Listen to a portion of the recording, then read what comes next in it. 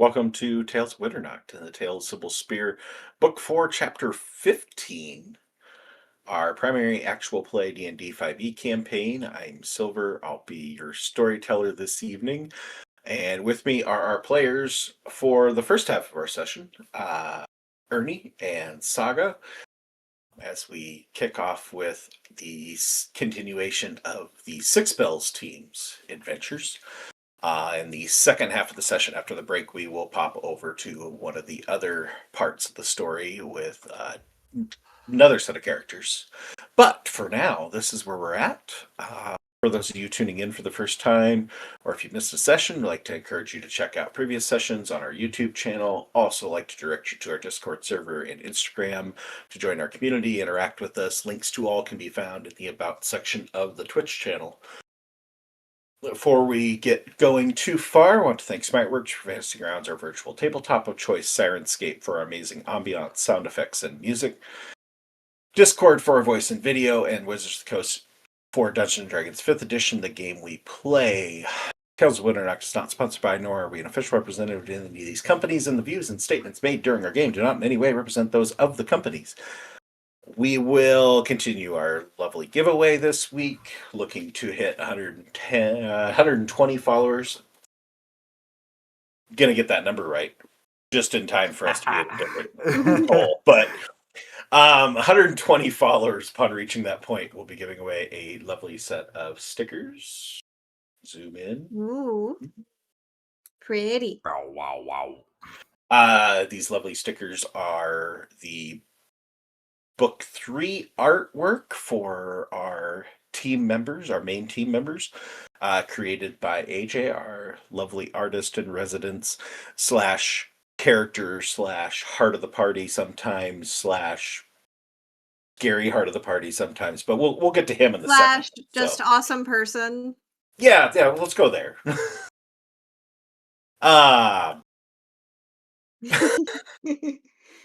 Same rules as always. Enter the giveaway, redeem 100 channel points, activate the enter giveaway option, and then join our Discord. Everyone eligible can enter once per stream and accumulate multiple entries until we reach 120 followers. My gosh.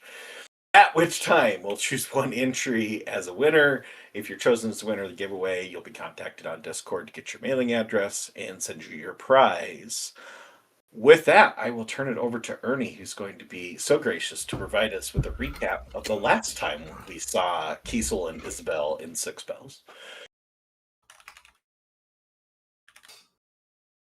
That is where we left off. In the bustling city of Six Bells, Kiesel found himself in a smoky, sketchy bar, unexpectedly meeting up with his long-lost sister, who wasn't lost, it's just with some long catching up in a near game of cat and mouse. They conversed very carefully around each other in a dance of words, trying to give and take with what they could, until the vibe was destroyed by a drunken fool who, mistaking them for prostitutes in a scandalous threesome, tried to entice them to follow him. Annoyed, Kiesel did not entertain this, but eventually found himself following a stranger to a back alley where he opens the door to what I imagine was just like an empty room with like a chair in it, I think. Led us to a dilapidated building that was actually a lot more shady than what Ernie is describing. Very shady. With the atmosphere being tense, Kiesel rejected any notions of cooperation, mainly because professionals have standards. And this was not the way of going about things in his eyes. Reluctantly, Isabel did try to salvage this meeting, as she has way more insight on these kinds of things than Kiesel admittedly does. They both leave to rendezvous back to the Six Bells house the Teen Titans house, and discussed further their plans on what they plan to do. Isabel digging deeply into Kiesel's, um, subconscious and desires, and what his true plans are, and how she can help him achieve those goals in the wide world of Witternacht. Decidingly to follow this Mr. X trail, both of them sputtering for a bit before deciding to just go to a building that they maybe shouldn't be going to. What has in store for our heroes tonight, we will see. I All right. think about it on the spot. It wasn't bad. That was pretty good. Thank you for the recap. Mostly accurate recap. It's all a matter Kiesel of lore, perspective. Kiesel accurate. Everything is subjective. 100% accurate recap of Kiesel's perspective of everything that happened. Yeah. But this is Kiesel's story, so it's like... Fair enough. Mhm. With that, the sibling pair find themselves standing outside the House of Cybil Spear, prepared to head back into the Shadow District to Rebel Precinct, where the estate of House DeHarme is located. The objective of their surveillance, infiltration, smash and grab. I'm not sure there's a plan here, but there's a location, and there'll be a plan at some point in time, maybe halfway through the action. We'll see. As it is at this point in time, a little past midnight. Clear skies, high winds. Not quite a full moon, but enough to create well-lit streets. And to a certain degree, well-lit back alleys. As you head down the street, out of the Root District, back into the Shadow District, the outer tier of the Shadow District, not the Vampire Citadel where you had your run-in with your dwarven John, I suppose, based on your description of the recap. Or the back alley location. He took you to the bar, the Robber's Grotto, all those things being in another part of town. You are in the a little bit more civilized portion of the Shadow District. It is a little more upscale, a little cleaner, a little better set, and a little bit less busy, more than anything. The crowds are thin, at least in comparison to where you had been. And do your best to not draw too much attention. So, what's your best to not draw too much attention? Give me some stealth checks. I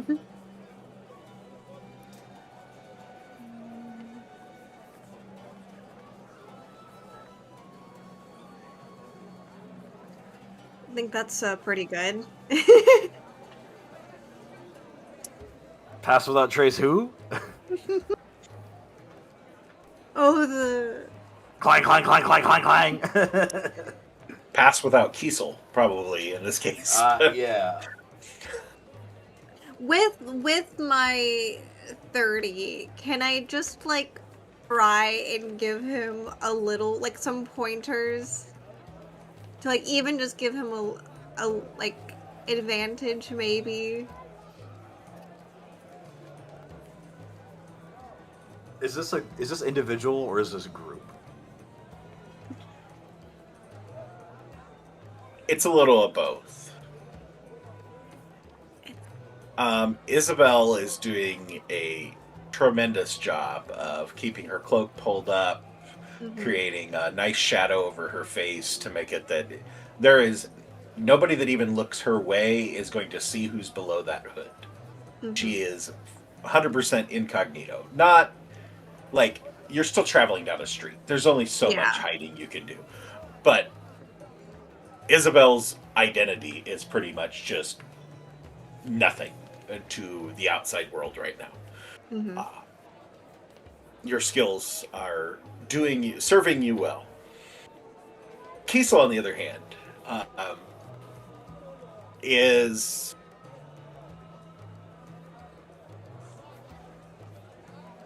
with a 2. I'd say it's not a matter of you not doing well at hiding. It's that you're not even really trying. It's I walk these streets. I'm just gonna walk the streets, and I'll just keep talking, and we'll keep on walking and talking because it's something that I live here. I belong here. With not much of a care in the world for the issues that came up before, you're kind of a local celebrity, so you draw a little bit of attention to yourself in general. Thankfully, you are in a different sub-district than the arena, so a little bit less celebrity status here than there. But the other thing that serves you well is, despite it being less busy here than it is in the other district, less of a nightlife here, this is still Six Bells. Six Bells has a heavy visitor population. So when it gets to nighttime, it's not a matter of everybody goes home, goes to bed to get ready to go back to work the next day. There are a lot of people seeking the nightlife, seeking activity.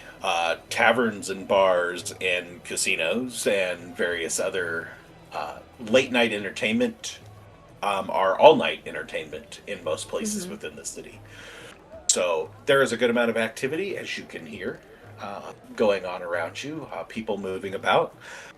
Thankfully, that also provides a little bit of cover as to there isn't a whole lot of open lines of sight for people away from you to really notice you. You are just part of the crowd.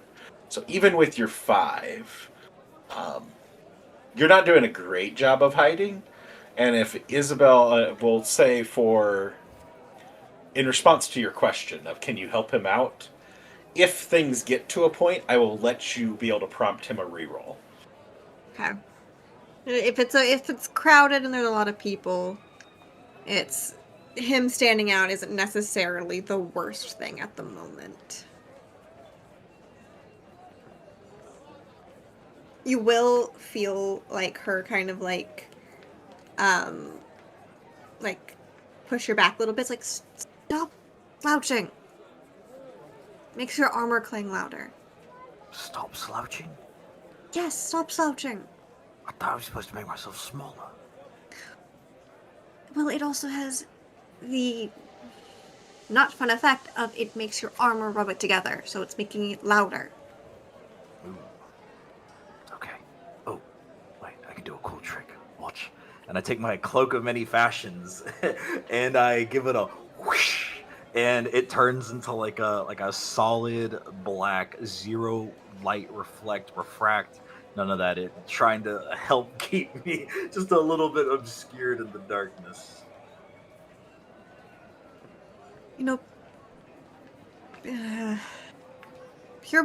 Never mind. So, what is it exactly you're wanting to get out of visiting this location?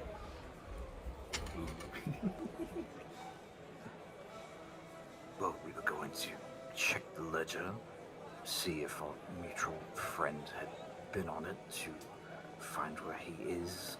Maybe the last city he went to in Akaria. Then we have somebody that we could go to as a connection to a Mr. X, right? That sounds like a plan. When did Okaria come into this?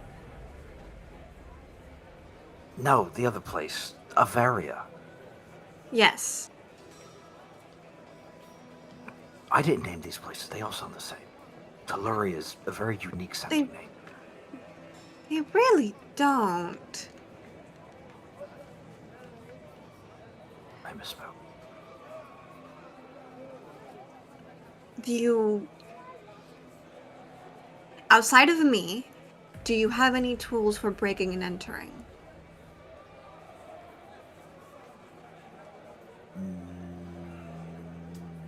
Um, and he kind of stops and feels around.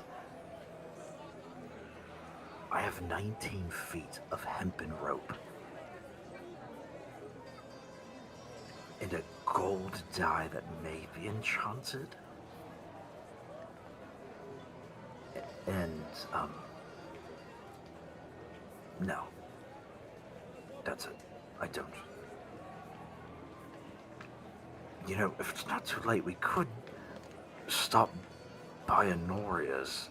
Maybe she could at least get us like a crowbar or something, or maybe even like 3 guys who we could employ. Isabel pulls out a crowbar from her bag. Oh, Though I do agree, talking to Honoria might be the best bet. To see if there is a bit more she can give us that she might not have been willing to put into a letter. I agree, Mr. Freeman. We should take you and your crowbar and we should see Honoria. As you say Lightly this, bonk his head. Clang! as you have this exchange, you also quickly notice you're here. You are within view of the Moon Ivy Estate, the home and headquarters of House DeHarme. It is a very large, impressive structure of pale sandstone block, with the good light of the moon as well as torchlight from and lantern light from the streets. Kind of gives off a little bit of a glow, a little silver shimmer in the moonlight, and it is a very large structure that looks like something that you could probably view from a good distance away. At this point in time, I would say you're probably a good 350 feet away from the structure and have pretty good eyes on it. There's also still a good amount of people moving about here that you're kind of just members of the crowd.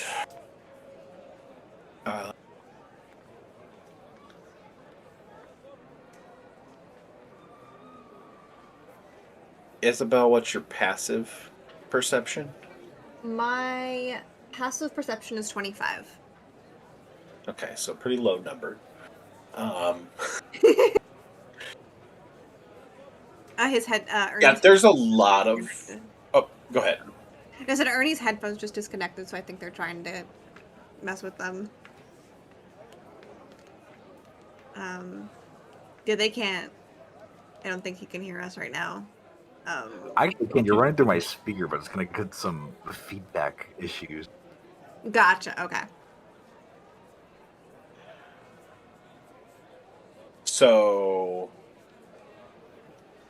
with your passive perception of 25, observe there's quite a few structures from across the way I like how you knew the exact question in my head. that you could possibly, just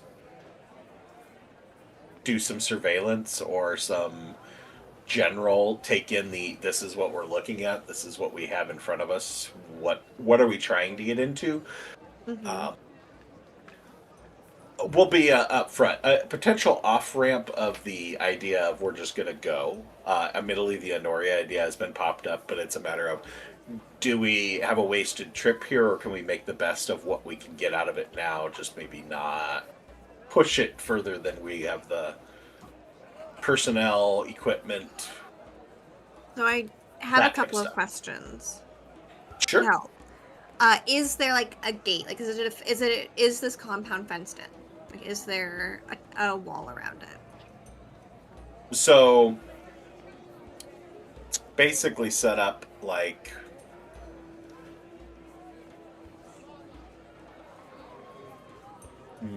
What's a good reference? We'll go with a letter C. So we have, if it was laying on its side, and you have two arms coming out the front with a gated wall in between these two arms, these two wings. So it's like a big building, and then there's a wall, like kind of closing in a small Yeah, courtyard. there's two big two big wing buildings that come out on each side that are Yeah. the neighboring buildings, and then in between those two buildings there's a stone wall with metal spikes and trellis across the top, and then a iron gate closing off the front courtyard. Then there's a little bit of a courtyard in between those two wings before you get to the big part of the building, which is in the center. And then, so basically you have this front piece that's got these two wings, and then it gets into one solid structure in the back end of it that runs the whole full width of the building all the way back. Gotcha. There's still some height differences between the different things. The wings themselves go up about 4 stories. And the main building back behind actually only goes up 3, but then there's some sort of a windowed dome skylight type setup that is as tall as the 4th story, but it's sitting on top of that 3rd story of the centerpiece of the building. Gotcha. Is there a guard outside of the gate?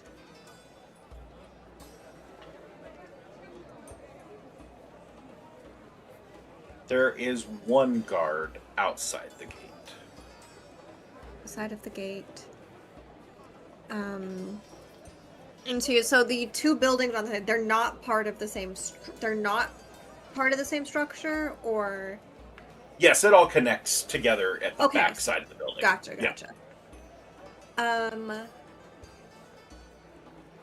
And of the buildings that are like closest to it that have like a good sightline, what are they? Are they casinos, taverns, brothels, like what have you? Houses? None of the above. Okay. There's a couple little shops with residences upstairs. So most of the little 2-story buildings, simple structures. 1 and 2-story buildings kind of scattered around the outskirts. No shared walls or anything like that. There would be a little bit of a gap in between the buildings in any direction. Gotcha. And okay. And that's pretty similar for the rest of the neighborhood too. This structure is definitely stands out as being quite a bit bigger than most of the other buildings around.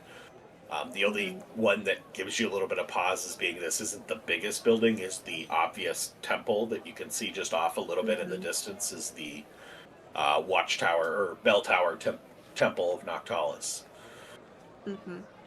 And so this one more is I'm trying to remember the layout of the city off the top of my head. Because this is an HQ. By the way. Yeah, this is the HQ for a shipping company. So are we anywhere near the docks as well? No, the docks are Okay. all in the Wave District, which is Gotcha. the next district to the north. Okay. That's all very interesting information.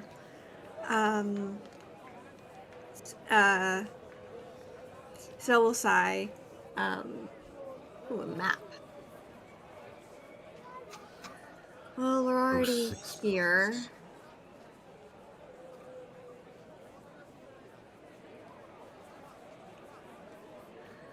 We're already here, so okay, we're over This here. is your structure. Gotcha. She'll look over at Kiesel. I think we should probably take a quick glance around the building, see if we can see any lights on in it. There is a guard out front. That means they have a guard rotation. You said it's about midnight? A little past. A little past midnight, so they probably just did their rotation out.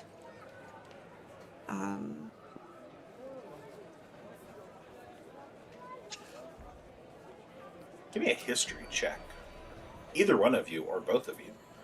Ooh.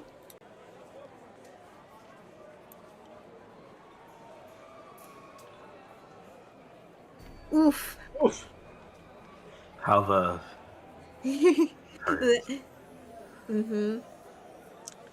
Isabel, most of your focus is on southern part of Vitra. That is your area of Mm-hmm. operation and expertise.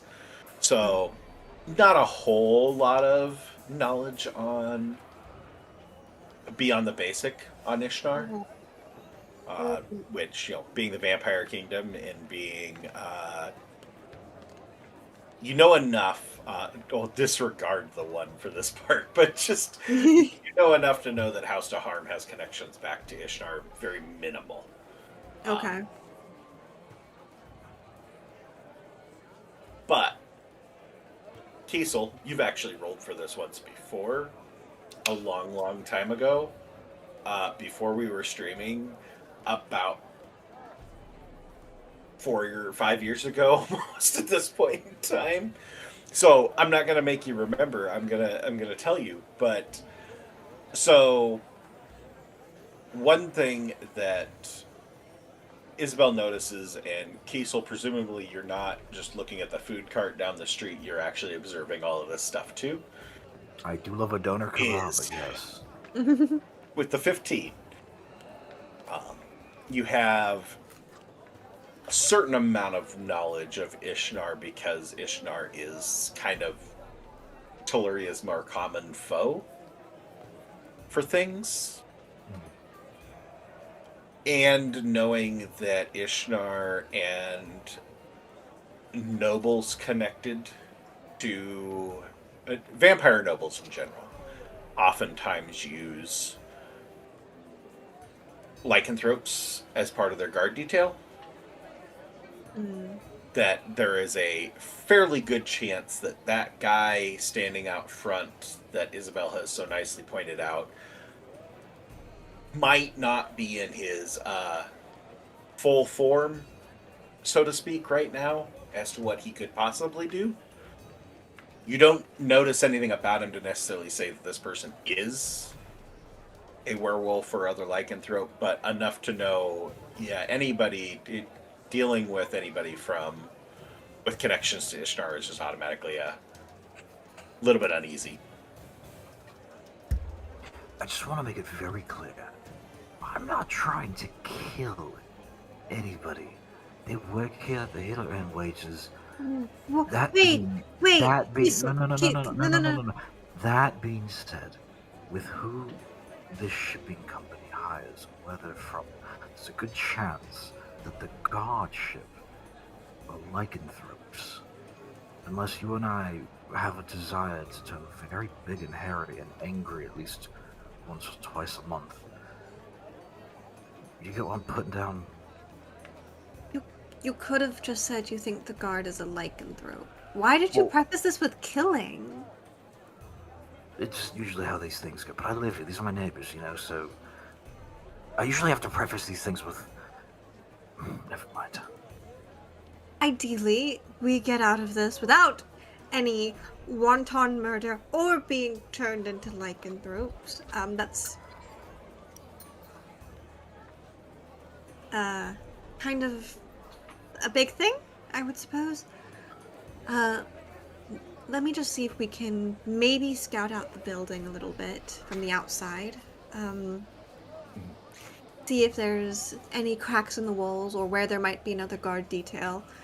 And if it's just turned midnight, then they probably just had a guard shift, so and she'll look at him up and down.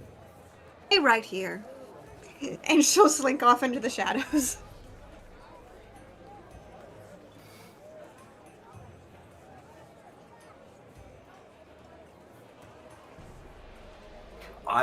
As she slinks off into the shadows, I'm going to try to keep watch of her, try to make sure that I'm going to be like her eye, make sure she's not getting snuck up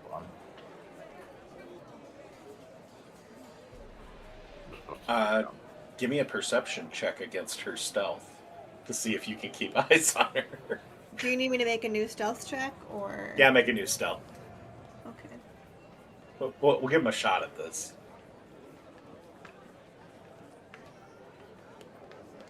All right, there's a chance. If I roll a nat 20, Ooh, That's close. close.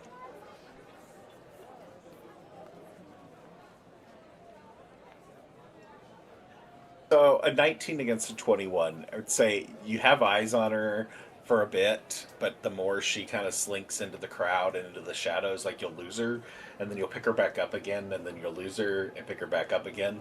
So you don't have great surveillance on her, but you have a general idea of where she's at. and I feel like that's all I need is just a general area. Where to run if there's a shriek. Yeah. And all I'm trying to focus on is check out if where there are any other entrances or exits. If there's any lights on in any windows. If there are any other guards posted that are visible. And if there's any easy way up any of the surrounding buildings. As in, like, maybe a, like, fire escape outside. Okay.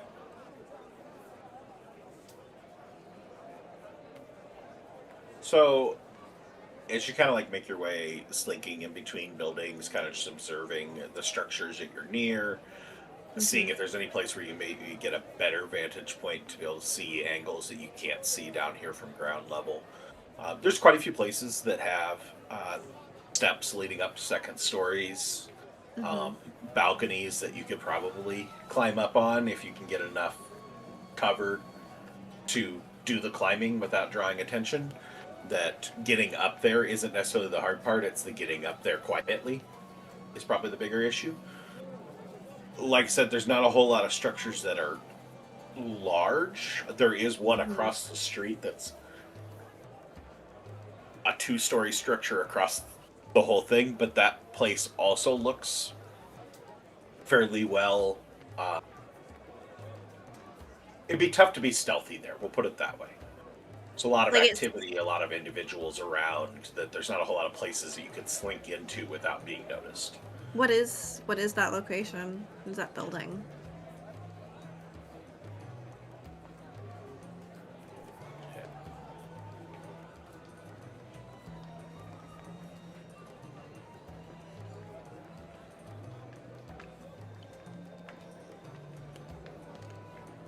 Give me a history check, I suppose.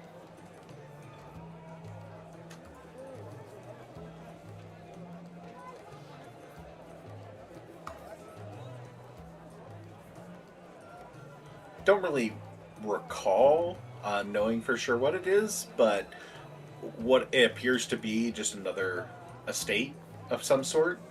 Just similarly set up to House DeHarme's estate across the street, in that with all the comings and goings, there must be some sort of a business operation that also works out of here, or they just really have the largest family. Because it's past midnight and there's still people coming and going regularly in and out of the gates. Noted. And does it seem just like all types of people? If it's a family, they are the most open adoption family. Yeah, okay. Very diverse. Very diverse. Yes, Gotcha. very much. Okay. Are there any other things that I noticed? Other guards?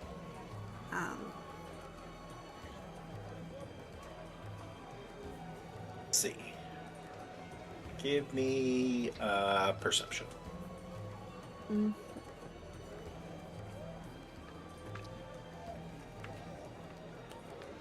Oof.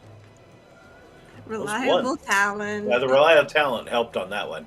Yeah. I still had to watch that one roll onto the screen. It's like, oh, it's there. Anyway, Um,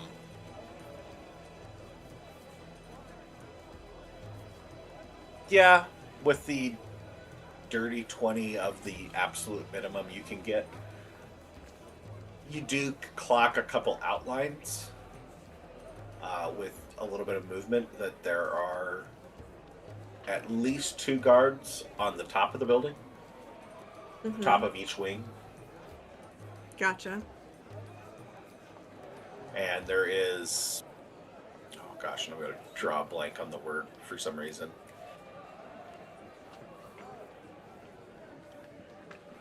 The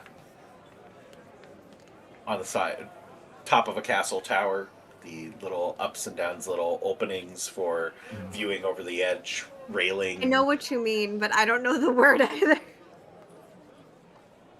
No, it's the actual word for those little cutouts. Parapet would be the top of a tower. I want to say like crenulation, something like that. That might be wrong.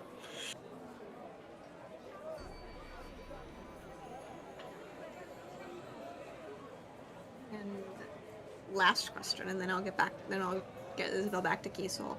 Does there seem to be any other activity in the building? From what she can see, which I know is probably not likely that she can see any other activity. The wall. So with the wall and the wings, the wings themselves seem to be, the windows are all pretty lit up. Okay. That there appears to be, at least lights on. Mm-hmm. The main structure, there's some torches out front. Now that you've gotten yourself kind of into a little bit of point to be able to get a full-on view of the front of the structure, you can see lighting of the courtyard area, but doesn't appear to be like lights in the windows, like there's activity inside the main structure. Gotcha. Okay. And I think I also asked any other entrances and exits. Not that you can see. Without, you'd have to get closer because there isn't any good vantage points to see the sides. Gotcha. Okay, she Or will. the rear of the building, for that matter. She'll go back to Kiesel. So do you know what that building across the street is? No. Okay, so, she'll tell him what she found. So there's this one building across the street that seems very busy despite it being nearly midnight. So that could be an idea. It's also very nice. No other entrances or exits that I could see, though I couldn't get a good vantage point. There's a guard atop each wing, and then atop another tower up there, as well as the one in front. Main building seems pretty quiet, and she is saying this all in like kind of a hushed voice. So what we could do is go to Honoria, see if we can get any more information about the DeHarme family that might aid us in trying to get in. We could check out the other very busy building if it is a family home. It seems they have a very diverse taste in members. But it seems like there might be some sort of business in there. It's still very active. Then I think we should go to Honoria. Following your lead. Ugh. You know, if there's any other ways we could go about getting this information without doing something to get executed. Gossip. Mm-hmm. That's... If they have neighbors that seem very active and seem to be bringing in a lot of people, someone there might know something about this family that we don't. Depends on if any alcohol is flowing, someone might not be loose-lipped. Do you know any members, the names of any members of the DeHarme family? Would I? Probably not. No. No. It's the first I'm actually hearing of their name. But if there's anybody who might know any gossip, it's gonna be an Arya.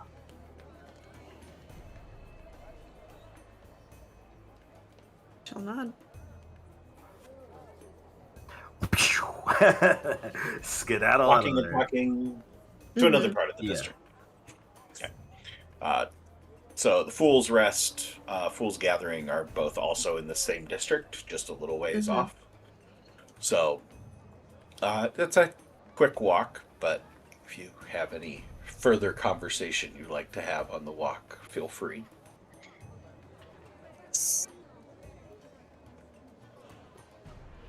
So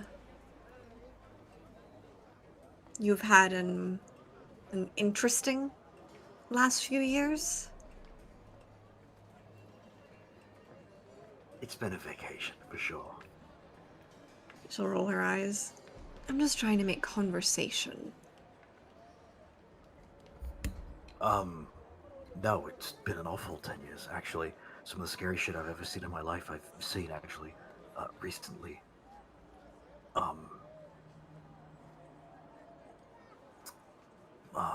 How about you?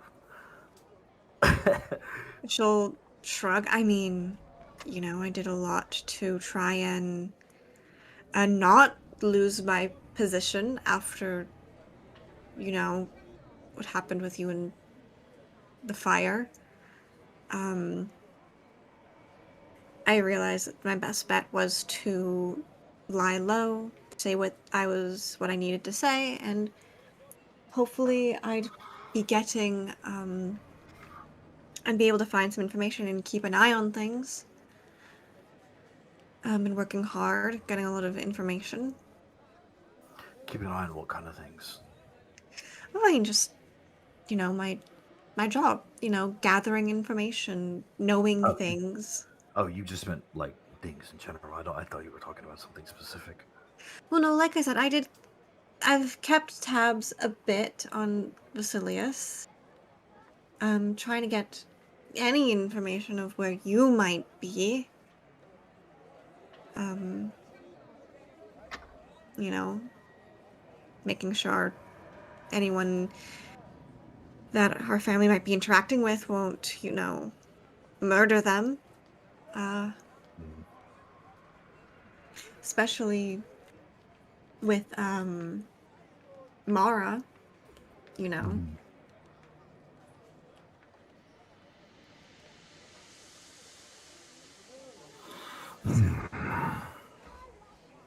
Yeah, it's been a hard 10 years.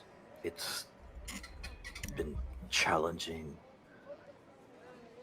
Do you know the mantra, suffering builds character?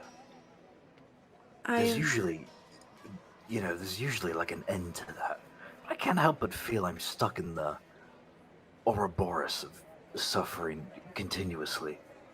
I feel like, you know, having to, having strength and having to be strong and everything is something I shoulder as a burden. It's not easy being the strongest person in a party. Physically strong, mentally strong, and I've been trying to give myself a little bit more space and openness to feel. It's not very easy to do that.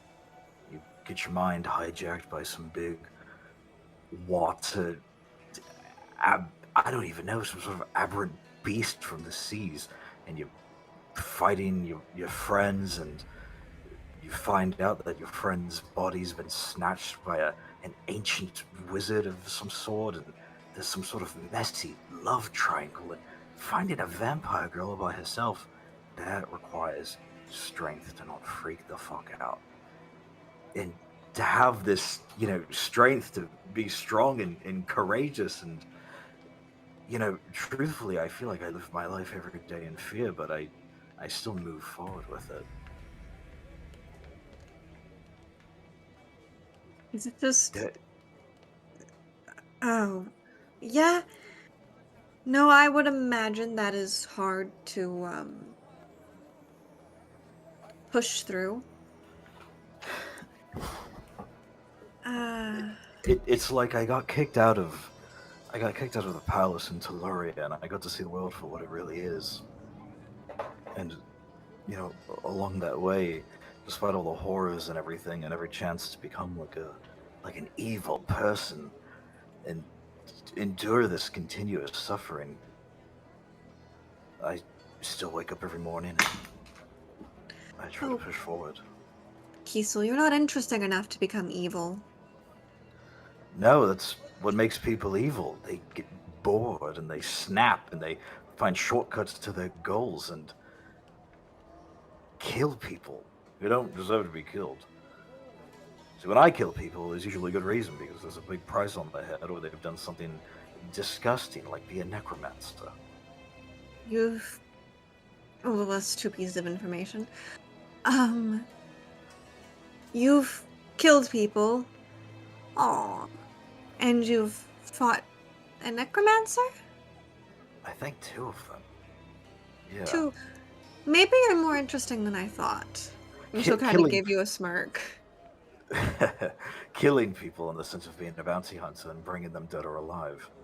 You would figure someone with like a 200 gold bounty on their head would fight for every inch of their life and not want to just come in alive. So, you give someone every chance to walk away and come into the local town and kind of bring in 2 arms, 2 legs, and a bunch of pieces together to show that you erased a menace.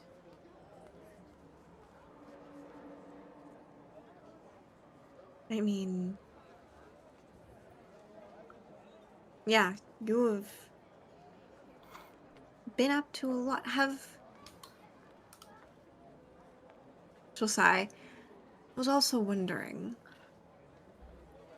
you and Sophia,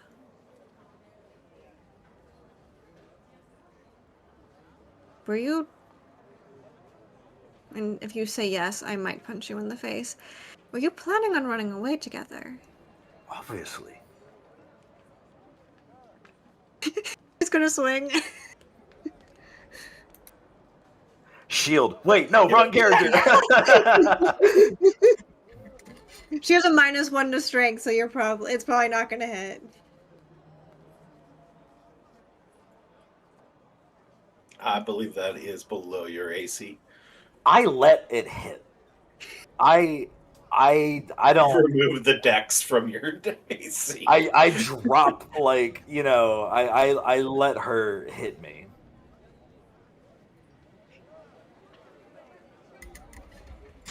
The stupid decision on both of your parts. You know that they would have,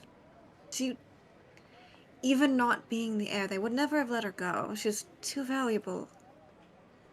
Yeah, what do you think? She wanted to run away. I mean, fair. You go to the garden. No, not even that. You find yourself on a sunlit morning with dew scattered across the grass.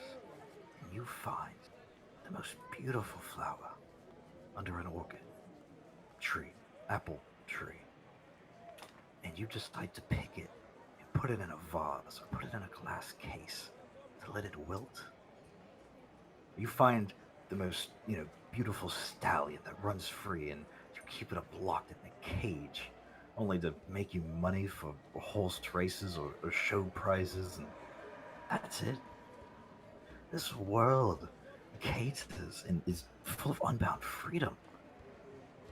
I wouldn't wish a fate on anybody. The same fate that she found herself never being able to leave is the same fate I found myself for 10 years.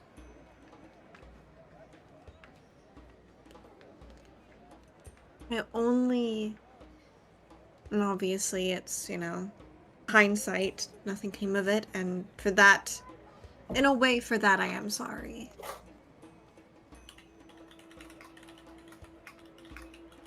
That would have put you both in a lot of danger. But you were 19? 18?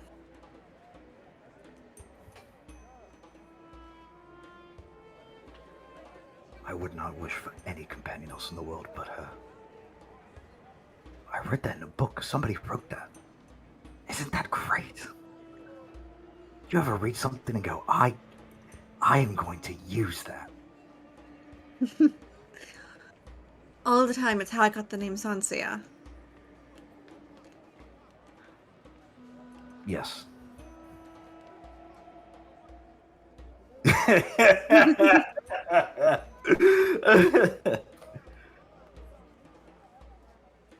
You have arrived, by the way. Yay. Well, I suppose we should go talk to our mutual acquaintance. I open the door. I would say after you, but no, actually, I'll go in first. Actually, And she'll follow him in.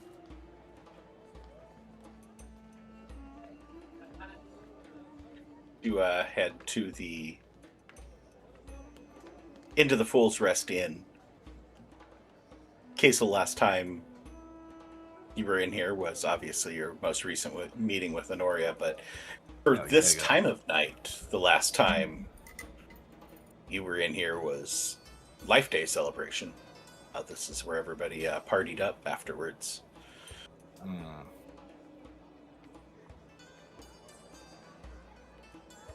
Isabel, roll me a d20. Right, D20? Yep. 5. Actually haven't been to Six Bells in a few months. Mm-hmm. So this is her first time being in the Fool's Rest Inn. The last time you had to meet with Honoria, you had to use the back alley entrance that the party used to have to use. But it's a respectable tavern. She's upgraded.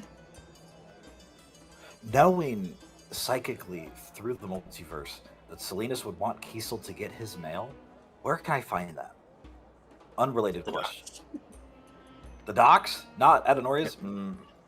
Okay, never mind. I will say that for the docks. You pass through the Fool's Rest back to the entrance that leads down into the Fool's Gathering, and eventually find yourself down on the casino floor, being escorted by one of Honoria's numerous security agents back to her office without too much question, and are led back into the, at this point in time, fairly familiar office that you visited quite a few times. Greeted by the also very familiar smell of her cigar smoke and the visage of your giant patron. Maria sits behind her desk, her larger than normal desk and her larger than normal chair to accommodate her large giant frame. She sits back, props her feet up on her desk, doesn't stand to greet you, but motions with her free hand for you to take a seat. Well, she takes a long draw on her cigar and puffs out a fairly impressive smoke ring. Who are you?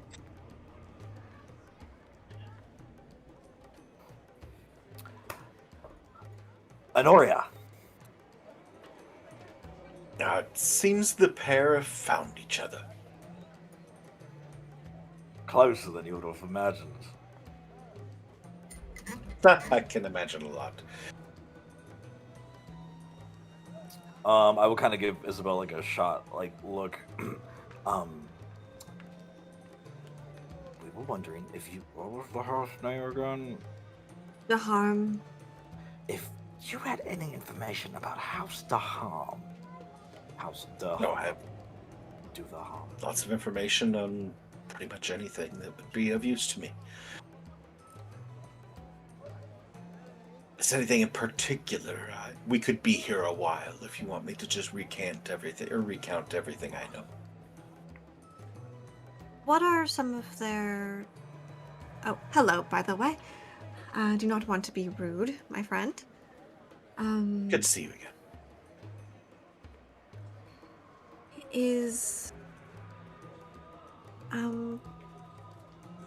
What are a couple of their prominent members, and if they're in town or not?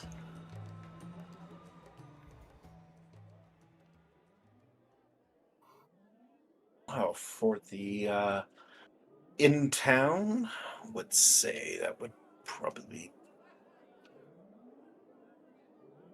if my information is correct, my information usually is correct. Lord Tyron is here, and I believe his daughter Isha is also in town. I believe the lady of the house is away.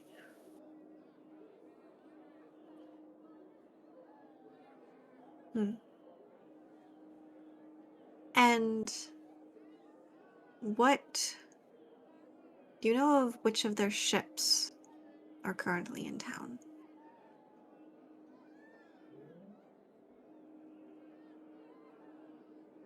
Any that aren't here typically for too terribly long.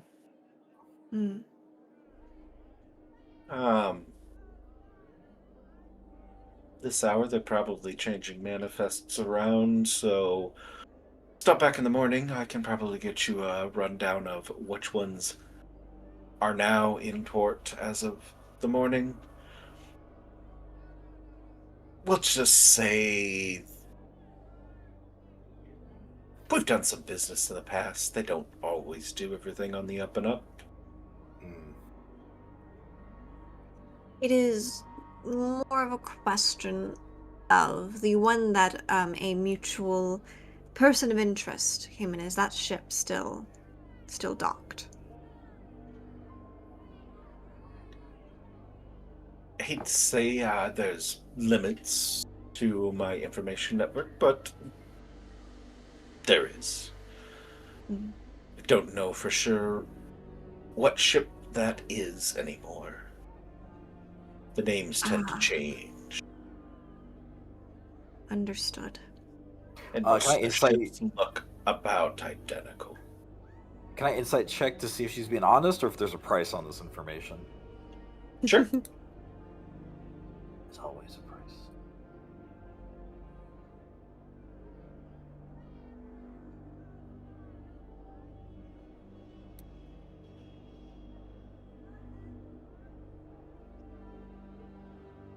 $23? She doesn't give any indication that there's any reason to doubt that her being willing to admit she doesn't know something. She probably doesn't know it. She'd be more likely to feed you false information than she would be to say she doesn't know something. False information. What is it exactly? What I suppose. What's the plan? What are you hoping to accomplish? Well, after a rendezvous, we got talking about mutual people and other mutual people from Bavaria and something going back to Mr. X, and we found that somebody in town would have a good connection, at least, to that. And we tracked them down by the warehouse. The warehouse that's owned by...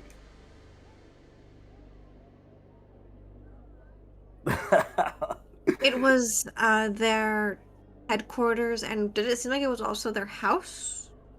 Yes. Yes, it was their headquarters and family home. Are you talking about DeHarme's, or are you talking about somebody else? The DeHarmes, yes. So, Yes, the Moon Ivy Estate is their home, is their offices. Are you hoping to gain the f- entry? What are we hoping to well, do? look, the first Help iteration of me this help plan. you, Kiesel. Help me help you. I just have a hard time expressing myself. I'm sorry. The first iteration of this plan, we're going to break in and steal the manifest, find out where this individual went to Averia, know where he went, and then use that as like an anchor to pay him a visit. Um, I don't have a death wish, so that plan very quickly fizzled out. We did scout out the place, crawling with guards. We were hoping if there was some entry that you would be aware of, or if there were any sort of parishioners that you'd mind loaning us to kind of do that for us.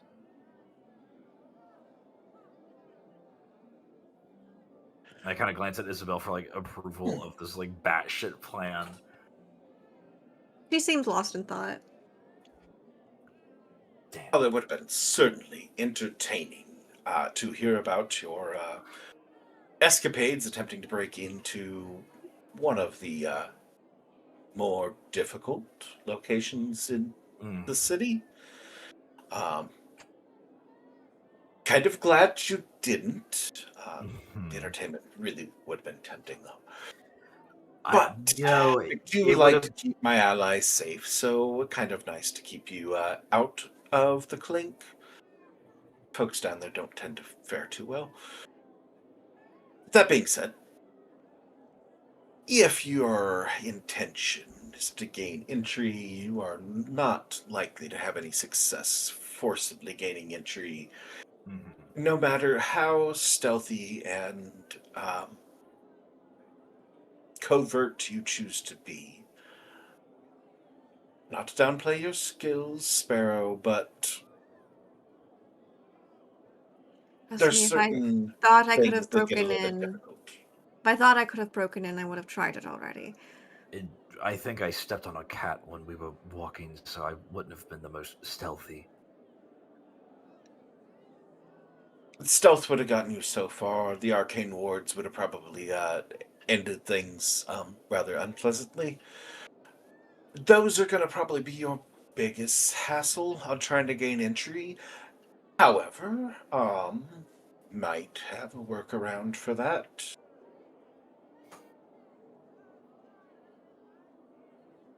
There's an opportunity. An opportunity? What kind of opportunity? Well, I guess it's an opportunity depending on how long you can stay in town, Sparrow. And how long you plan on being in town, my dear boy Kiesel. It's gonna be a little bit of a wait. Are we waiting for a full moon or something? We waiting for the howls at night? What's... No, nothing primal. Lord Tyron's got a masquerade ball planned. 4 days time. 4 days. I mean, I live here, so surely I'll still be here within, half a week. I kind of glance over at her. 4 days. Would that be pushing it or? You can almost see the wheels turning in her head. I can make it work. I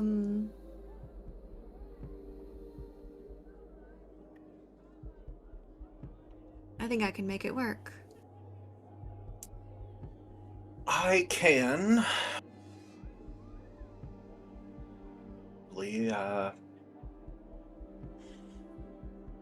Finagle something to hear some invitations.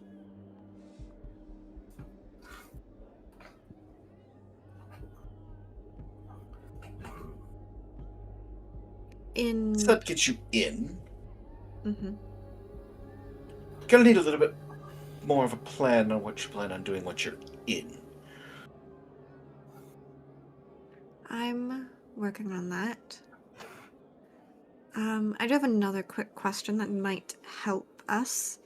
Are there neighbors another small manor house. Very active late at night, seems some sort of business. Who are they? You do not want to be playing around over there. Do your best to stay clear. If you like placement of your heads and their current locations. I do, but now I need to know what names I need to stay clear of. Oh, names. You aren't going to probably get names. There's no namings in the registry. There's no names for any folks coming and going there. The only names they deal in is the ones they take out. Almost makes me want to break into that place more than the other one. I am very curious. Again, Kiesel, I do like you alive, but... And unfortunately, there wasn't much entertainment. Please, I'm just thinking out loud. Are they an ally of the DeHarmes? They're so dangerous, and they're neighbors. If they're affiliated, that might be a thing to keep in mind. I don't believe there's anyone who would call them allies. Maybe customers, clientele. Not allies.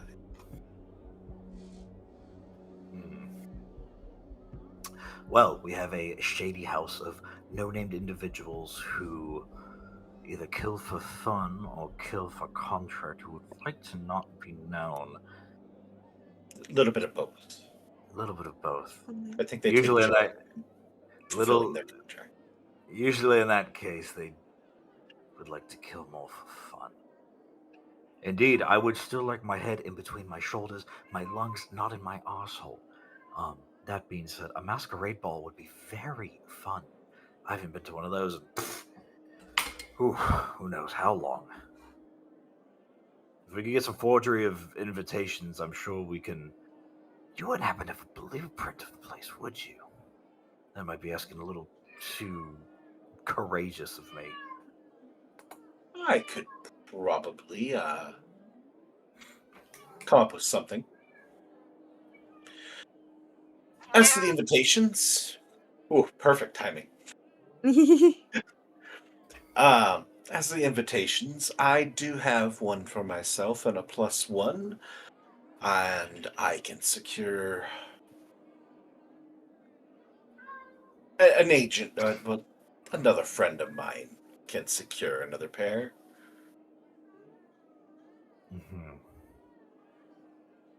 You think any of your roommates are going to be back in town in 4 days? Oh, no, I think in 4 days they won't even be to where they left to. Fair. And I'm going to guess you haven't picked up any arcane capabilities? No.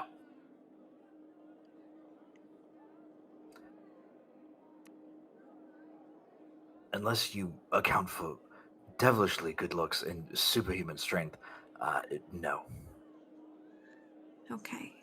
So we'll need some way to be able to break some arcane barriers.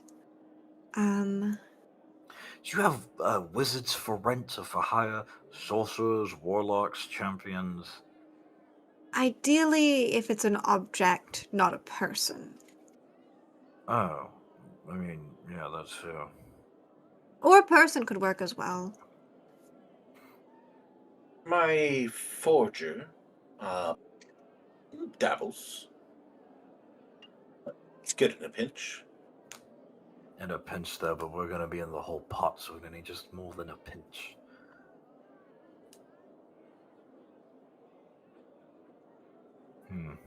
But depending on what the order is, I'm sure he can probably figure out some way around it. Okay. So. And I'm going to presume you don't exactly have a layout of this building already available. No, but I will see what I can drag up in the meantime. If you know the name of any the big architects around, I might be able to get to it as well. Don't trust my capabilities. Oh, I do, but I don't want to put too much work on your shoulders. Big. Well, let's just call it a. If you're on board with this proposal, I will send my friend over to work with you on getting invitations forged, uh, cover names, the like, and Something better than stealing your roommate's name. No, that's just a name I made up. That's not even his name. anyway, he'll bring the blue. He'll bring whatever plans we can acquire in the meantime. I believe I know a few folks that might have used to work in the house. Hmm. Plan out most of the plans, put them together. You'll be looking for the West Wing of West the Wing. estate. That is where most of Lord Tyron's offices are set up. You're looking for shipping ledgers, that would be the place to go. The right wing and the back section of the building typically are reserved for the residences. He does have a personal office in the back portion. So if you don't find the particular information you're looking for in the West Wing, that would be my next guess, would be his study in the back. And the all-important question, what do you want as payment? I know this doesn't come for free.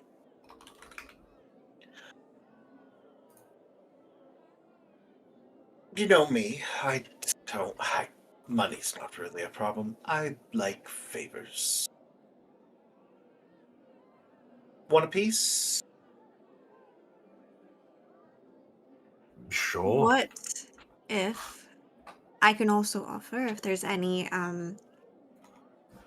other individuals attending you need dirt on?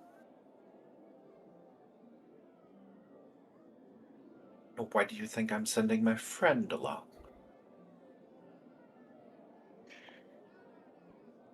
Let me know who they are, and I will do what I can.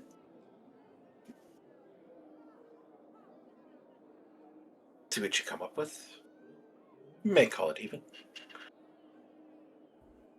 She'll I hold out could her hand. always use some, there's always some smoothing of contracts with Telluria that would go a long way in making my life easier as well.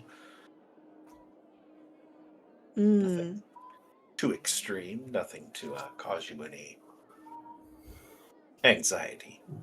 But Oh, of course not.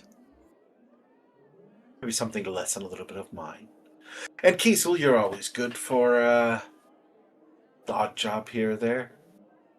Of course, I'm yours for the next however long, so add this to my tab. I would get you another job in the sewers. That went well last time. Different kind. I'll look at her. A different kind of waste management. So they went well as in, and she'll kind of do like that symbol across They her neck. took care of the or- spiders. Everything was good. Oh. She pauses for a second. Spiders. Okay. Yeah, stay out of the sewers if you weren't aware of that already, Isabel. That's not a good escape route unless you're in the know. Well, hopefully I will be soon. It seems I might be spending a bit more time around here than I thought.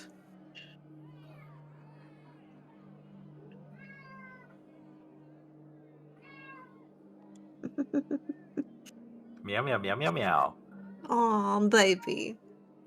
Those cat folk lose at the gaming tables. Man, they just cry and cry.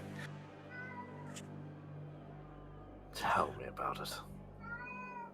I will send my friend along. Uh, Tomorrow evening? Sure. It'll give me enough Any time particular place? Like meet at your house? Like me to send him over to the tavern, inn that you're staying at? truthfully, I don't think Salinas or God forbid, I don't think Xedre would want a stranger in our house, so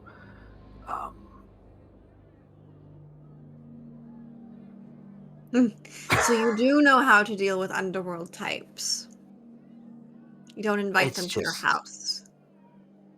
it's just well, I mean technically you I just know somewhere in that house there's an eye looking and Xedre would scream. So let's say we meet in a public place. Let's meet in a pub, maybe less shady than the one that we were at. Well, we could just meet him here. Meeting him here would be the easiest thing. He knows where it is. We know where it is. We can maybe play a game of cards or hit the slots or beat a couple cat folk at, roulette or something. Unless he is a cat folk, then I didn't say that.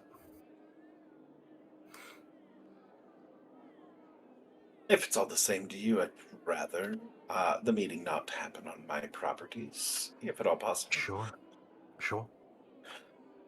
If it's in the evening, tavern would be best. Something,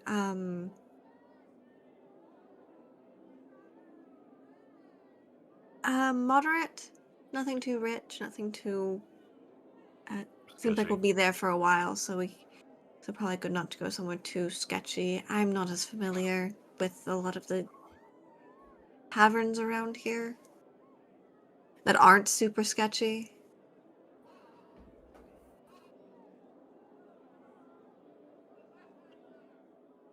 Place you would bring your friends to drink if they were visiting Six Bells for the first time but didn't have much money.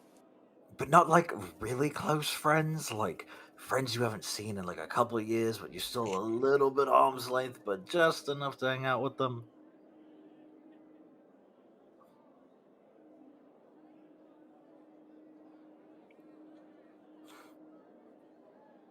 How about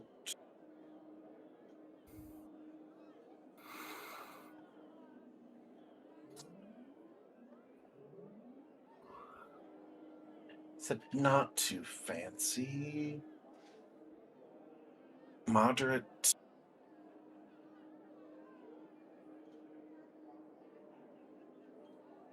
Go with the Tinker's Bottle. Sure. Tinker's Bottle. Love it. Cute.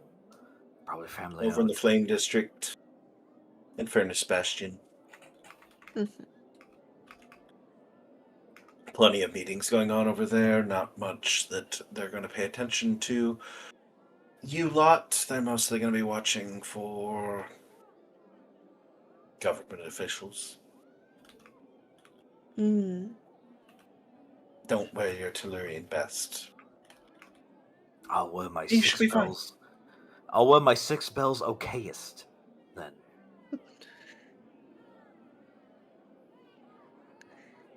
Right, are we settled? Tinker's Bottle tomorrow, just past sunset. My friend will meet you there. Sounds good to me.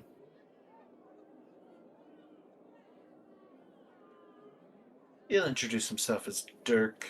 You can be rest assured that's not his real name, but it'll work. Sure. Sure. Right. Well, as much as I do love the nightlife, obviously, it is getting a bit late even for my tastes. So don't mind. I'd like to retire for the night, and you folks go about your own business. You can let Dirk know if there's anything else you need, and he can pass it along back to me. I do have one small question. Last question. She'll kind of give a small smile. How did you figure it out?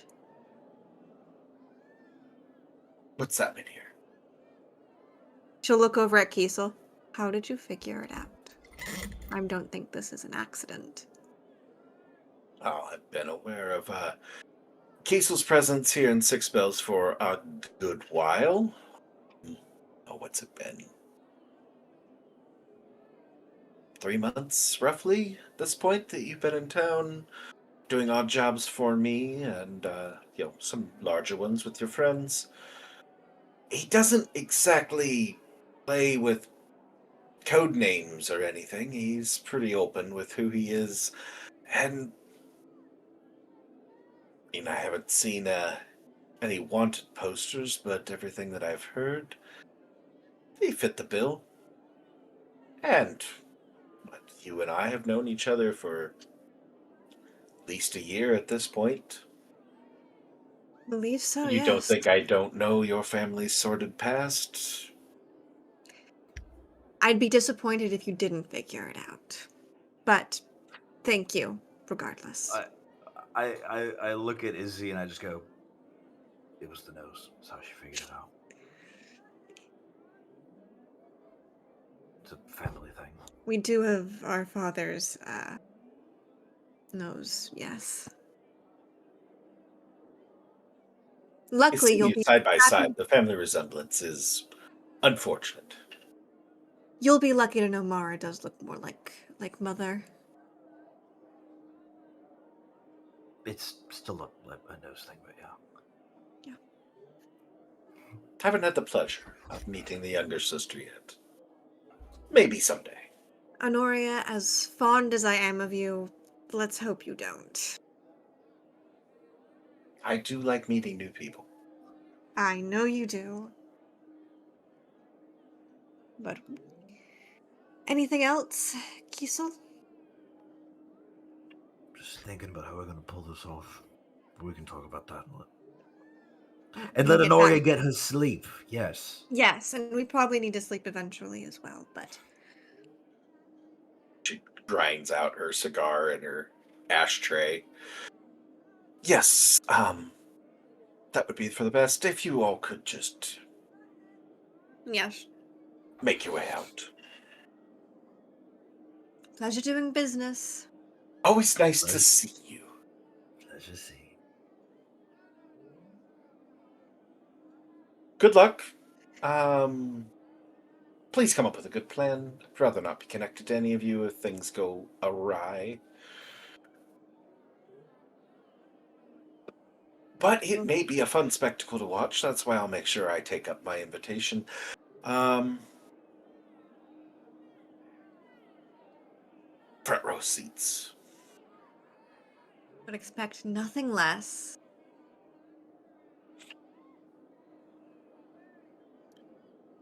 Get some rest. Mm-hmm. Have a few days. As we walk out and we get back outside and cha-ching cha-ching meow meow meow meow we're back out in the street. Oh shit. Unscripted. There's a couple ways we could play this. I have a couple ideas already. Let's get back to your home before we start talking about them. But Oh, do you think I would be so dense as to loudly proclaim? Yeah, let's get back on. yeah. I'll say it's been a while since I've been to any sort of fancy event.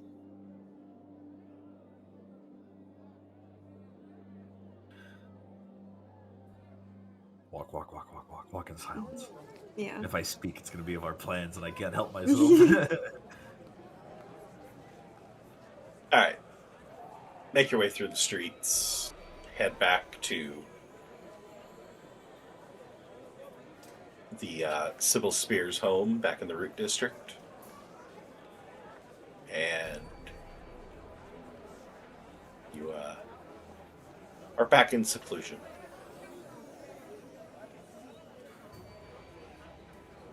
So, your plan? If we can get our hands on the blueprints of this place, I know she said be wary of the sewers. Might be an underling under the West Wing, maybe something rotted, maybe something old that we could slip through. Unless you're particularly fond of like social engineering and doing something like that, but you know, that takes so long. I mean, I need to put my etiquette training to good use. I'm not bad at it. Actually, I'm quite good at it. It's just not my favorite part of the job. But having a backup escape plan is probably for the best. We're gonna want to keep this quiet, right? No big explosions, no distractions, no dragon in the sky and people run and taking advantage of that kind of deal. What? I did not think any of that was even on the table, Kiesel. Say less. Say less. Usually, you know, working with magic users, they can conjure up some sort of minor or major illusion and, you know, cause like a ruckus, or you know, if somebody spills wine on a very expensive 1600 gold, you know, satin shirt and then a duel breaks out, or, you know, ideas, spitballing, these are red tape things, these are, you know. The West Wing. There's not going to be much way into that area, regardless, outside of this event. But it might also be, the windows might be a better way out than in. That's always also an option. If we were to use the sewers, that would also be a better way out than in. I wouldn't want to be stinking like kobold shit on my way in. Now, I say we probably do this the slow and easy way. We get there, we act like we belong, we mingle. Try, you know, seduce somebody. I'm a good-looking guy, you're a very good-looking woman. One of us will bound to be sure to seduce some unlucky soul then. Quick pass, a key goes missing, something like that. Slip through the crowd. Before they notice something, you know, like that, we make our way to the West Wing, we're out, and it's like we were never even there. Could have asked how old the daughter is. Maybe we can... I mean... We know the Lord of the House has a wife. That doesn't mean he doesn't swing both ways. And that doesn't mean neither of them are unfaithful. Exactly. Or faithfully open, you know. There could be a chance.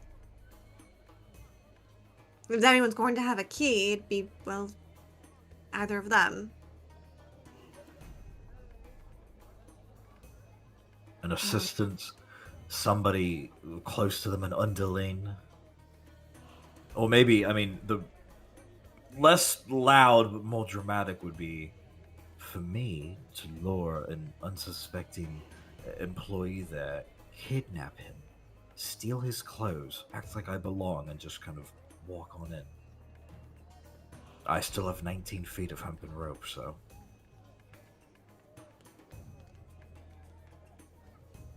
And then what? This, friend of Honoria's and I pretend to be on a date? I don't Get know. I him? mean, if he... yeah, sure, I guess. Oh, God, wouldn't it be awkward if it was that guy I told you to go fuck off earlier? That would be something. It would be. I mean, if there's some sort of invisibility, pass without trace, misty step, you know, we're looking for more very utility-based things. If he comes and he goes, I can cast a fireball and sacred flames and stuff, we might just pay him off and say, have a good night. We won't be needing your services. I'm fairly certain a friend of Honoria's is subtle, though honestly she's friends with you, so I'm not sure if that's actually true. You know, and for as subtle as I was, she really clocked me very well. She did. How much? How much do your friends know? Your roommates, I mean. She'll roll her My eyes. friend, my friends who room with me, how much do they know about me? Mm-hmm. I would say there's hardly any secrets now. Although I seldom think I've talked about my family and my relationships with my siblings. So that might be I'll kind of look around the like corners of the walls if Xedre's watching. I guess he's finding stuff out. I'm sure I've talked about. No, I have mentioned I have two younger sisters and a very young baby brother, and I have two parents who love each other very much, and that was it. And but I don't think there's any more ambiguity to me. That Mm. being said, one of them's gone, possibly forever. Two of them stayed in Torsland. I mean, I'm Two of back them in. went to Ikaria. Ah. But wait. She kind of pauses for a second. I don't know why I would want to stay in Torsland. A family affair. See, this is why I came to Six Bells, because they have Ah. families they can see, and I don't. At least I didn't until tonight, so funny how that works. You do know that also. I don't know if Armin has actually made it to Six Bells, but with the merchant fleet, he travels quite a bit as well. Hmm. Mara's mostly stationary in the capital, but though she does kind of wrinkle her nose. Armin doesn't quite like you right now. I would imagine you would be the only one who does. She pauses and then nods. Yeah, no. Mother and father don't talk about you much. Not Hmm. openly, anyway. I'm surprised neither one of them have drank themselves into a deep slumber. Well, if father tried, mother would kill him. And, mother actually doesn't drink as much as you would suppose. Um, I I saw the inconsistencies really early on. Something didn't add up, but I also know that publicly I couldn't say anything. I mean, I kind of had a bit of a mental breakdown early on. Um, that's besides the point. I. It was like Hmm? a deep kind of like pause and breath is very kind of stroking of the chin, just like winces and flashes of pain.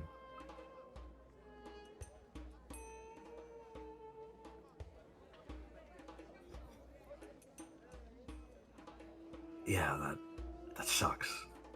This sucks. This Uh, sucks. This sucks. This sucks so bad, doesn't it? well, hopefully we're on the train, or we're on the track to Train. clear your name. No, what's a train? We're on the track to clear your name, both with this Mr. X situation you found yourself in, and then with back home. Said there are. I know others, especially in my circles, have also noted the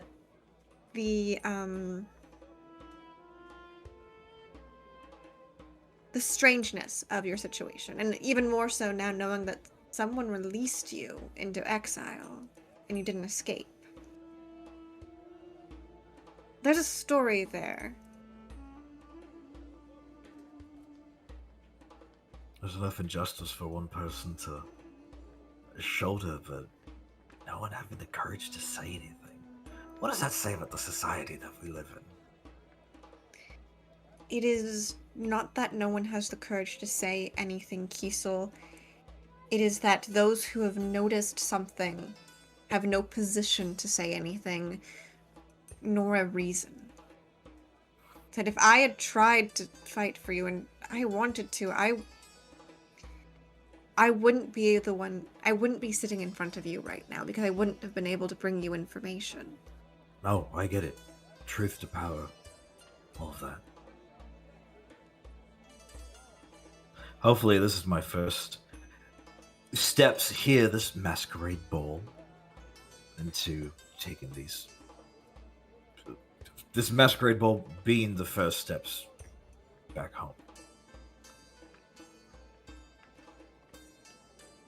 I do hope you get to come home soon. It's been a long time. Been a very long time. But you do have a wonderful home here. I have a question.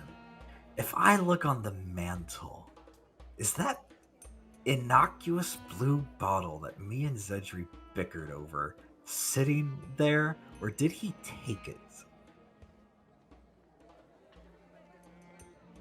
The blue bottle with the little man in it. Good question. Or did Xedre put it's either on the mantle, in Xedre's room, or Xedre took it. I can't remember which one of the three it was. Voice from beyond. I'm looking at you through my Ring camera.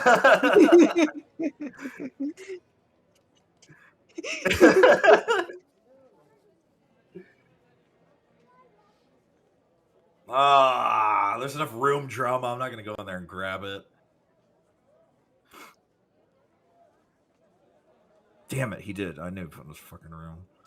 Oh, I lost my keys, bro. What are you doing in my room? My Pepsi from last night's here.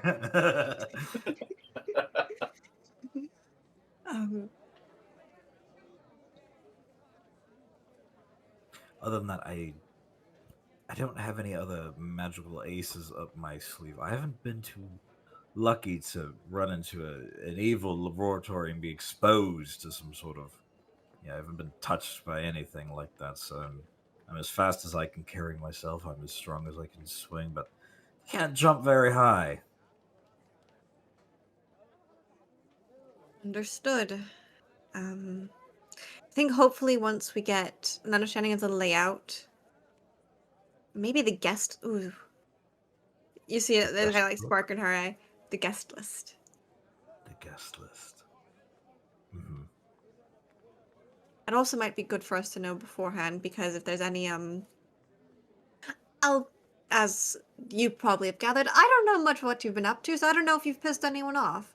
Knowing you probably pissed a lot of people off. So In 6 spells, and there's a montage flash of accidentally selling artifice armor and taking the enchantment off, and that guy getting caught and being put in jail that I totally couldn't help him, and the people we beat at the Life Day event, and the people who've tried to jump me, and the friggin' house this and house that, and all of the Voltavius intradrama with the other houses. No, I can't think of anything I've really done to piss anybody off. I severely don't believe that. I don't either. I just can't be bothered to think of anything. All right. Well, hopefully a guest list might jog your memory. If our new companion doesn't have one, I can perhaps go and secure one.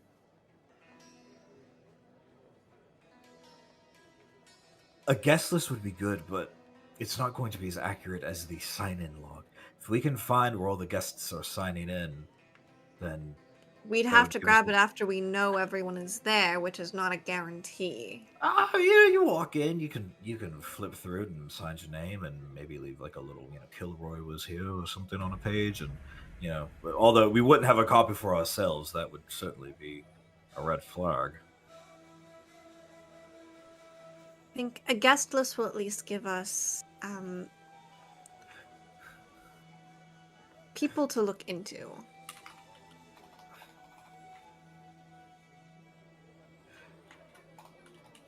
And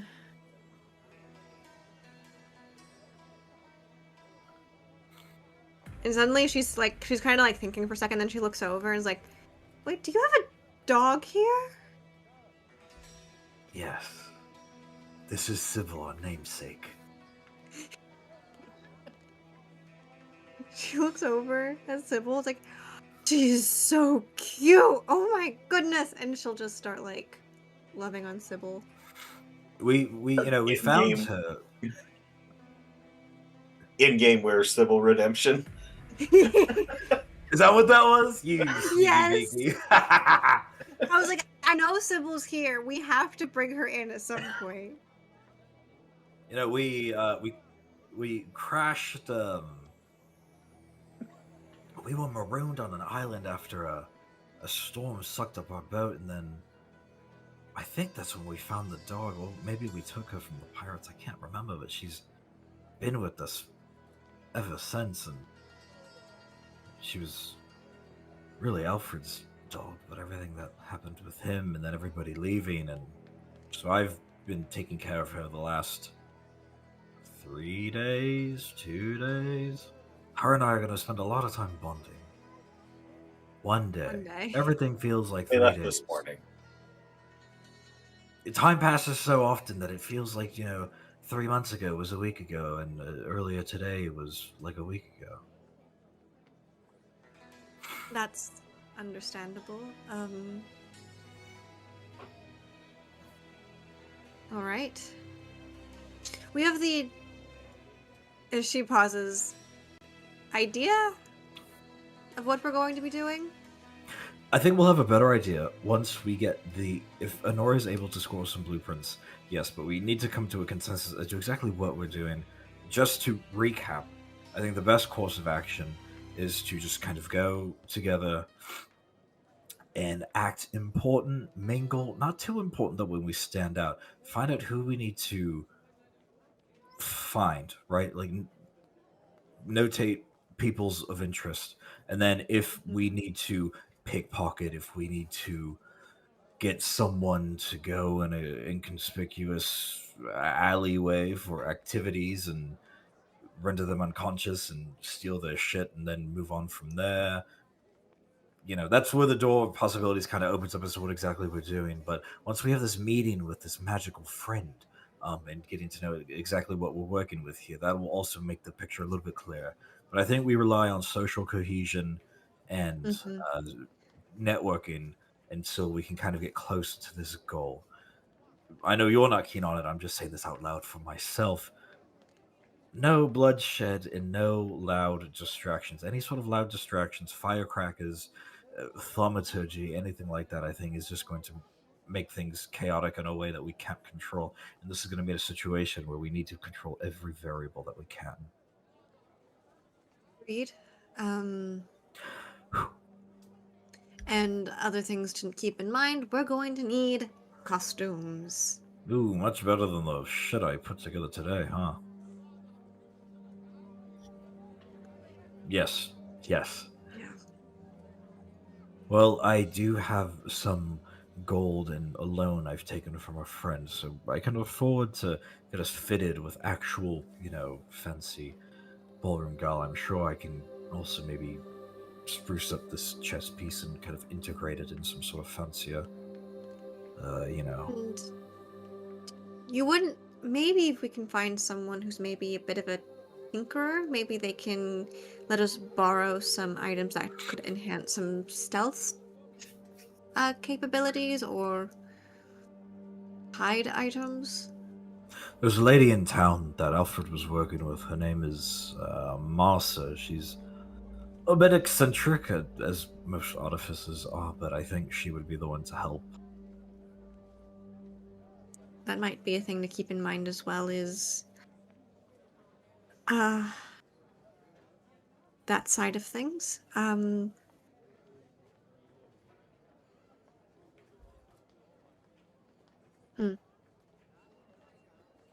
Does it feel like we're missing anything?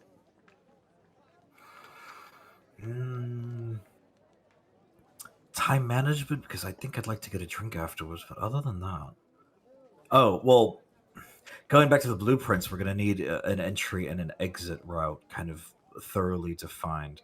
So we have methodology, persons of interest, ins and outs, and the type of magic we'll be using, and possibly the tools that we'll be using. I've run out of fingers on this hand, but I think that might be it. Well, we'll see if Dirk thinks we're idiots or not. Or if Dirk knows we're idiots, depending on who he is. But we should save that for tomorrow. I can make a bed for you if you want to crash. There's 5 empty rooms you can choose from. Well, there's 1 empty room you can choose from, actually. I mean, I do have a inn, but I might as well just stay here for the night. I can go and The get the couch rest is of the also- stuff. And... Feel free. Thank you.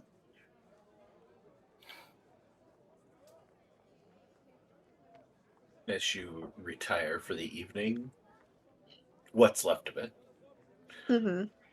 with plans to meet up at the Tinker's Bottle with Dirk, the forgery mage, whatever he is. The next night, that is where we will leave off the Six Bells story for now.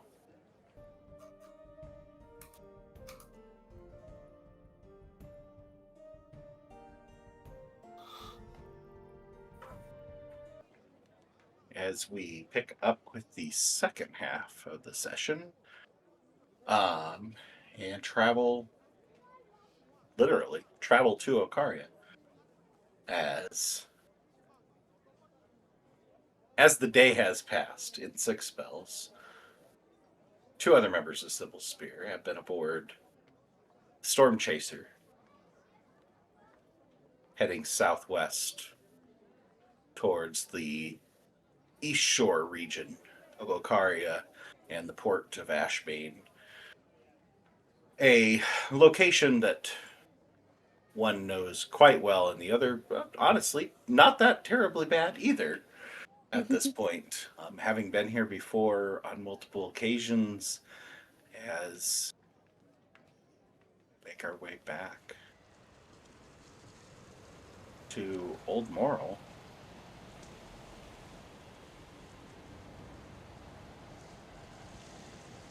I gotta find my notes here.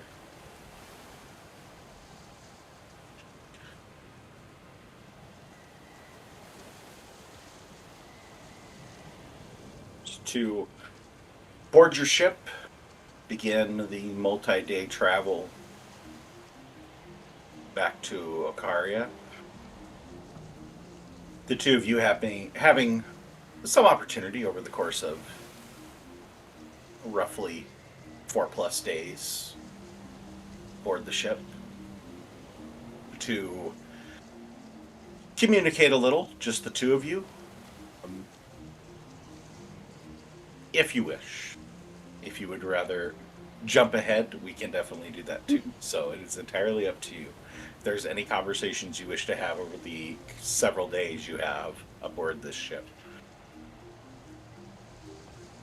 Actually traveling a little bit more in style than typically. Not like high-end, spending a bunch of money, but at least having your own cabins. A true passenger ship.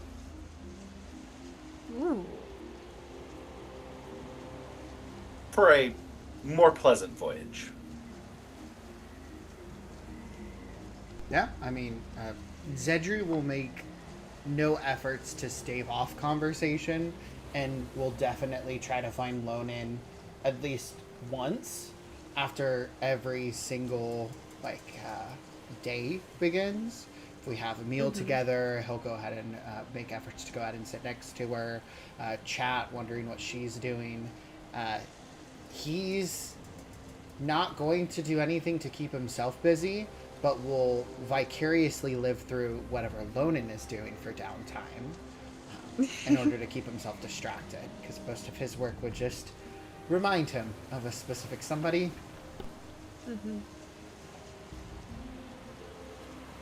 I mean, Lonan's going to be spending a lot of time knitting, getting a project started. And I think especially the first day, she's going to take the little parasol that Ernie got for her that helps with her sunlight sensitivity, and is actually gonna for a really long time just sit on like the deck, like in the sunshine, but under like her little parasol. And if you're anywhere near her at that point, she's just like, you just hear her say, "So the ocean's really pretty in the daytime too." I guess that's something that I kind of take for granted, but I'm glad that you're thoroughly enjoying it. I mean, it's nice that he got you that.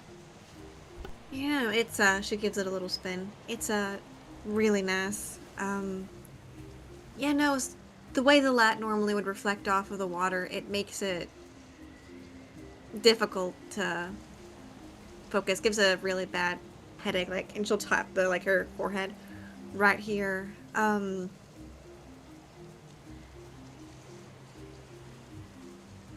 going to presume that you're still processing a lot of emotions. You know what? I think safely I can go ahead and be honest and say yes. I'm kind of through with the whole compartmentalizing thing. That's fair. It's probably more healthy. You know,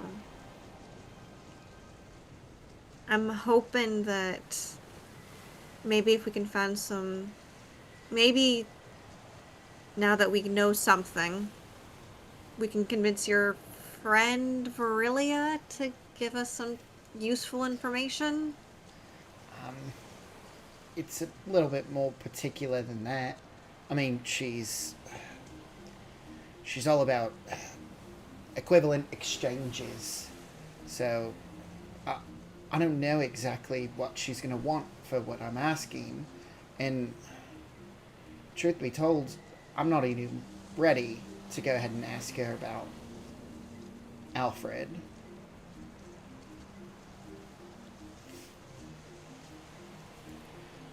Yeah, I mean, that, I feel like we still have so many question marks around what could be going on there.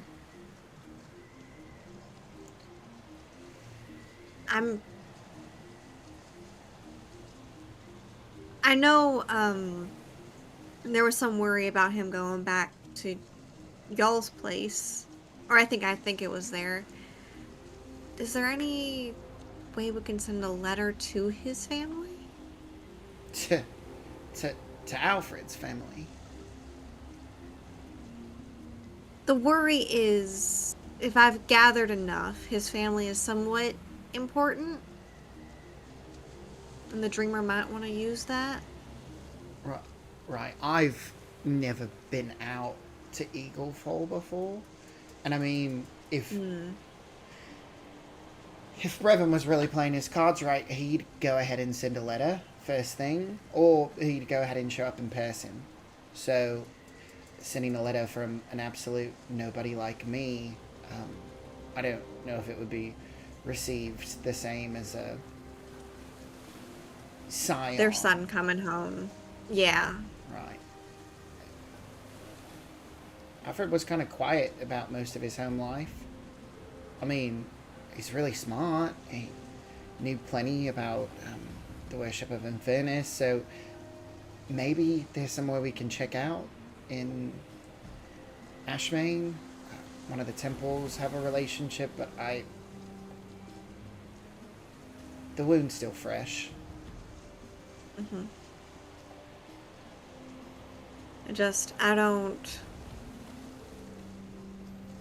I don't want Brevin to hurt anyone else using Alfred's face.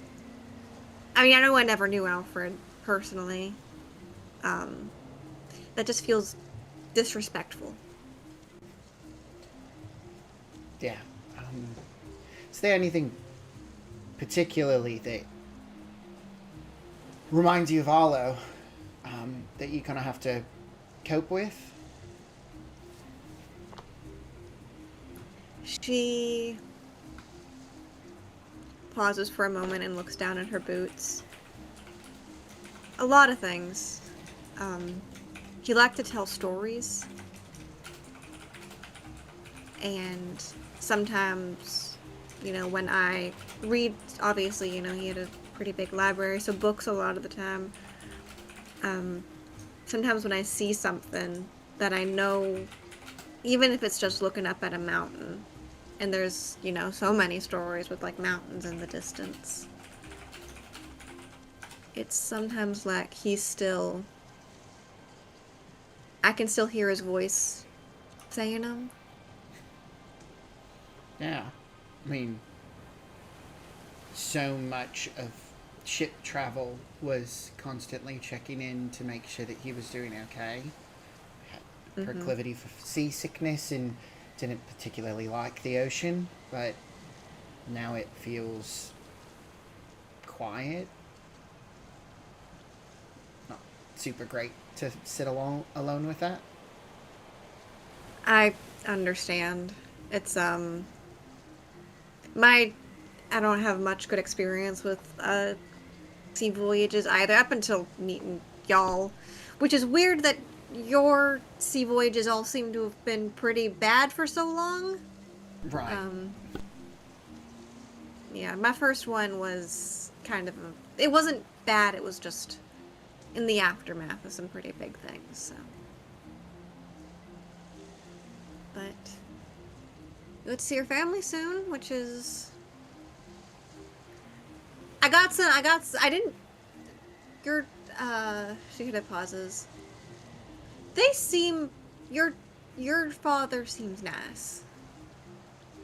Thank you. I would say my dad's probably the most approachable of my family, and Tana's probably the most likely to approach you.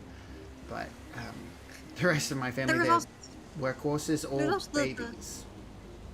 Well, no, I mean, met her, the littlest one too. She's seems sweet, but yeah, just a baby.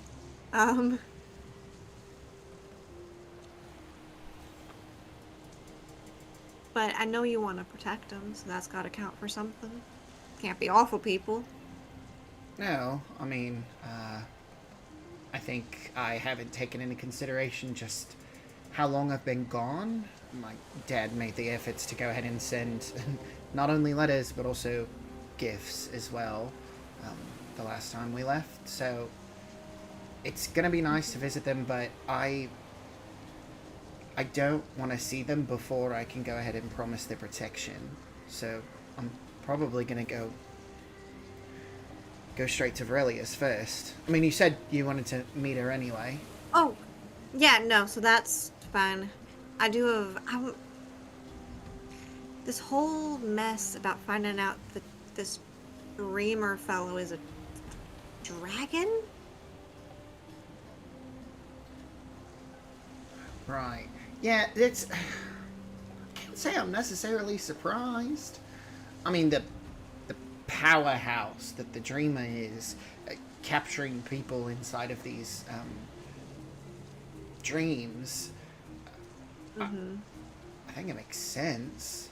But at the same time, maybe my senses are skewed, because there is a dragon that lives in Ashmane too, or in the mountain above, more specifically. Oh, no, I've heard some stories about that. Mostly whenever I've dealt with people coming through Ashmane and them talking about it. So a lot of people really wanted to see the dragon, and having to be informed if you see the dragon, you're probably not gonna be around much longer. But it also depends.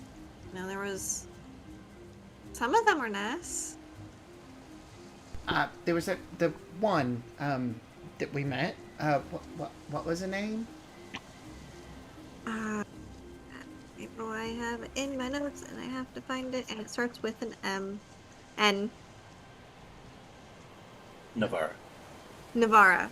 Yeah, Navarra. Yeah, she was quite nice, polite. Didn't understand necessarily some of the conversations you were having, but I guess that comes with the territory. That does seem to be your expertise. Yeah, no, that one... I don't know if it's much of an expertise and more of a... And she looks... she picks up the dragon tooth that she, like, hangs from her belt. You know, I don't know where it came from, but I'm glad I have it, regardless.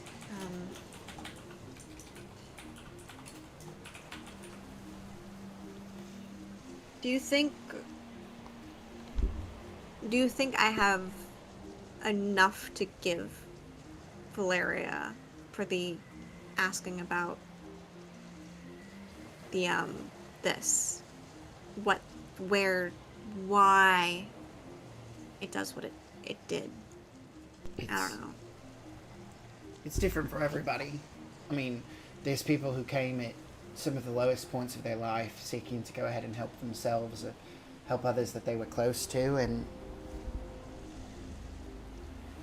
they walked out of Relia's hut different in some way.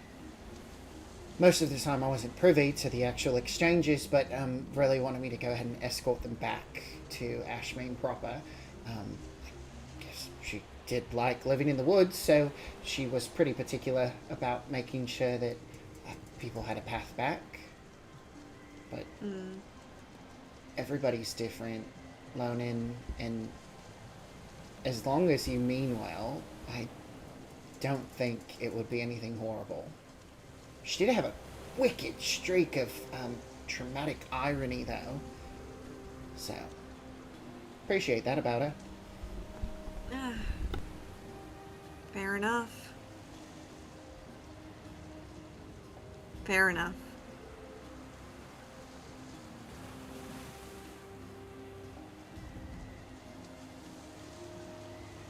Another day passes.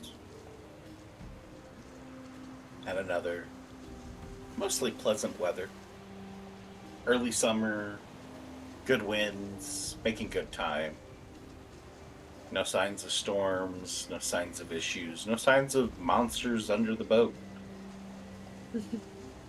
Apparently, if there is a bad luck charm or a monster magnet amongst the party, and it is not Xedre Lonan, apparently, this time around at least.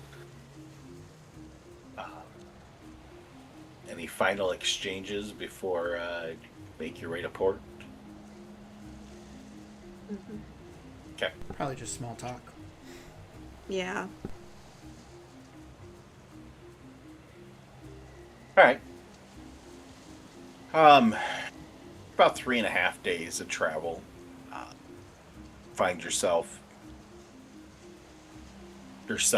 sorry. Get my grammar correct here. Within view of the familiar site of Ashmane Harbor, and shortly after seeing land, the imposing statue of Briora looking out over the city from the Rider Mountains. Welcome you back with open arms, as she always does. As the captain and the crew get the ship into port, slowly making your way into Laura's docks and taking care of any final business with the ship captain, any final payments, settling up of debts, goodbyes to anybody that you've maybe made passing acquaintances with on your journey, or you find yourselves again. Man, that's like my 110s and 120s to start this session. On dry ground in the city of Ashmane, with the city laid out before you, options abound as to where to go, what to do. Xedre, as the this being your home, where are we going? What are we doing? Yeah. It is, I will say, it's a little past noon. Xedre will go ahead and, as we land in Laura's docks, kind of point off to the other area where there's a few different docking stations. Just go, if things go completely south, my Aunt Scarlett recently married, and I think that she's probably going to be over there. It's Redis Plaza, kind of a closed-in, more fancy area, I suppose. I'm gonna guess by the fact that you didn't go to the wedding that you probably don't much like the individual she married. No, no. I mean, I think a good majority of the people in Ashmane don't feel particularly fond about the Redis family. But, that being said, she's still family, and weird that, I guess, even though I'm not with her anymore, Varelia kind of seems like that too. So, I guess, she'll be plan B. Family is... It's not as simple as just being around them all the time. Those ties, they stretch very far. But we're going to need to head deeper into town and kind of hug the gate before we head out into the woods, and then I can go ahead and walk us to Varelia's, unless you feel like you need to settle down in an inn anywhere. But no, I'm good. I'd rather go ahead and get this done, so then we can get ourselves settled for a couple days and then head out. I mean, I will be heading out. I don't know if you want to come with me, but... I plan on not getting too sentimental, so I'd like to go ahead and set up protections here, and then, yeah, I think the eating duck sounds very interesting. So I would love to accompany you, especially since you're such a talented tour guide. Well, I'll be excited to be delving home with some friends. With a friend, at least. Though I do count your bird. I feel like we're pretty well acquainted at this point. Much appreciated. The best inn to probably stay at is High Belt. I know my family's going to be pushy and want us to probably stay, but there's a pretty solid place out there. You know, I think I've gotten weirdly attached to, like, sleeping in a bed again, not on a couch. So I might take you up on the inn. Believe you me, if my dad could convince Tana and my sister to go ahead and give up their beds, they would probably go ahead and be the places that we'd stay. But keep the couch in mind, because I don't really want that to be a possibility. And Xedre will kind of walk through the docks into work rest so that we can start making our way over to Varelia's. Okay.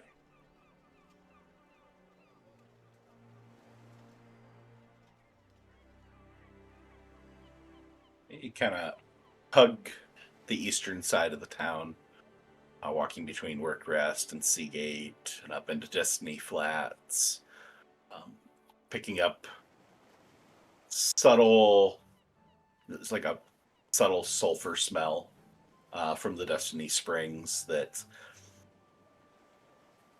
unappealing to most, but to residents, it's kind of almost being away. It's almost a smell of home, that it's not as offensive to the senses for Xedre.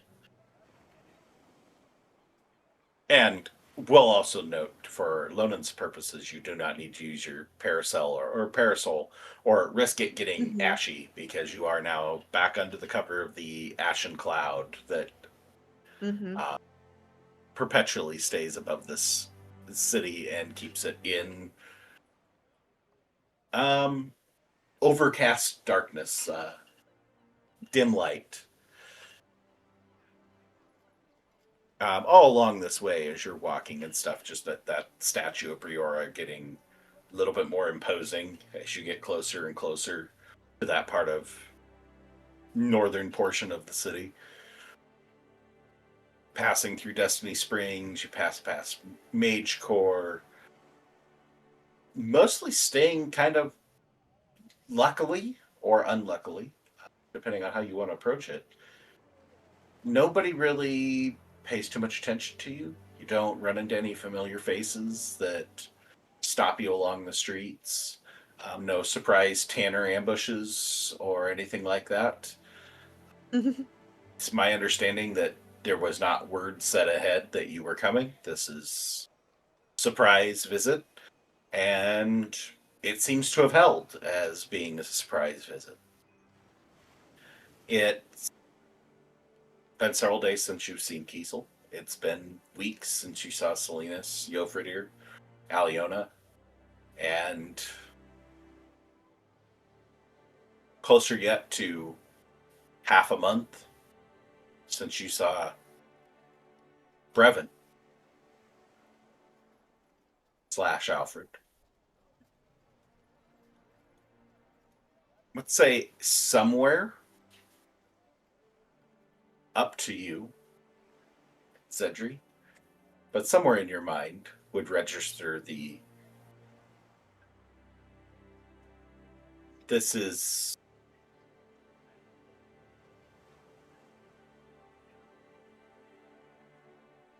it's murky. There wasn't an opportunity to have a full conversation with Brevin to really nail down when things shifted. You know what? You give me an insight. We'll go an insight with advantage, Xedre.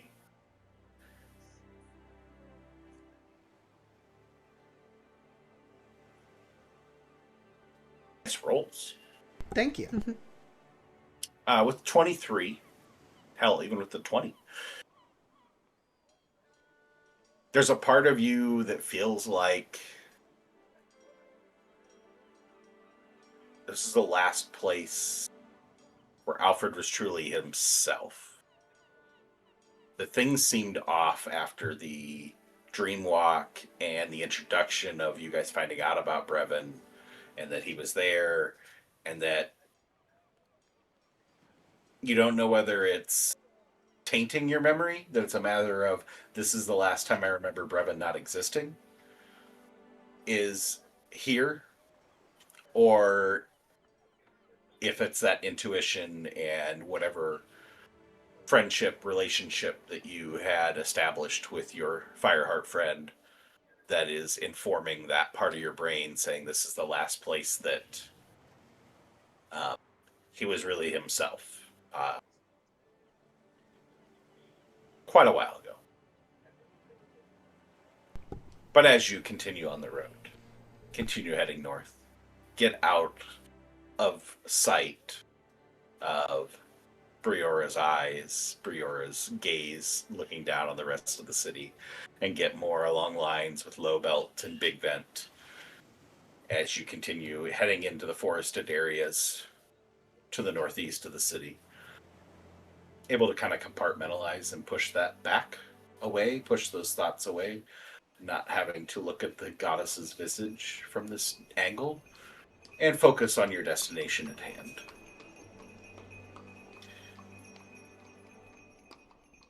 As you exit the city proper, getting onto the road, heading to Swornsteed, entering into the more forested areas, greeted by the peaceful chirping and tweeting of birds in the trees, the rustling of squirrels chasing each other around the trunks, the almost long forgotten sound of leaves, new leaves, rustling in the wind. We spent this long time in Torsland and away from true nature. 6 spells, a little bit short on that. It's peaceful, at least for Xedre. I don't know how Lonan's reaction is to above ground nature. It's almost still too noisy. Imagine like underground it is almost completely silent. Like she's not on edge, but she's definitely not completely at ease because it's more than likely if you're underground and you hear something, it's probably not happy with you. Here's something, there is actually something to be aware of. It's not Yeah. static. Mhm. I will say, with that in mind, though, this is probably the most peaceful level of sound you've had since Torsland. Mhm. Not the sounds of a city, not the sounds of waves crashing against a boat. And that puts you at a good 3+ weeks since things were this quiet. Chirping of birds. Annoying? Not annoying to Lonan? Not annoying, just not normal. Fair. I think she's especially Travel because through she the has woods? been No, go ahead. especially because she's been above ground for about a year or so, a little over a year, so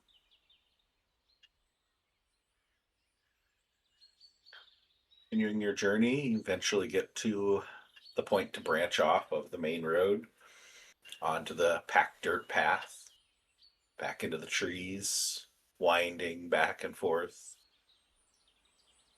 for eventually reaching the clearing where you expect to see the cottage.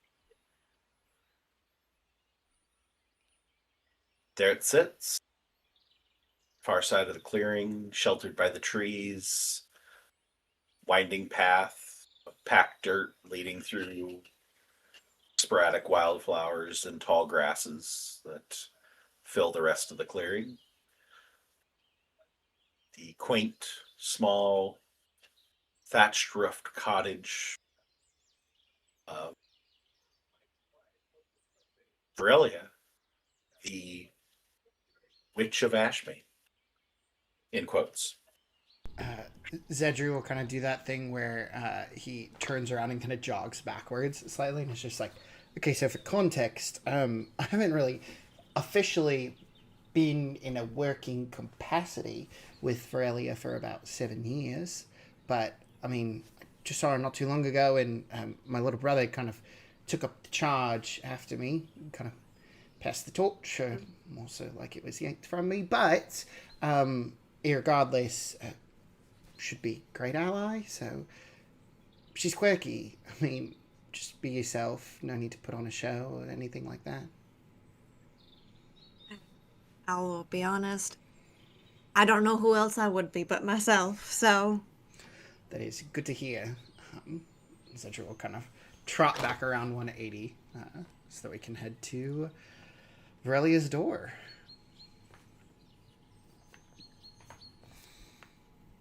To approach the door, you recall a little bit of trouble you had the first time you visited with the party, wherein Tanner knocked and knocked and knocked on the door.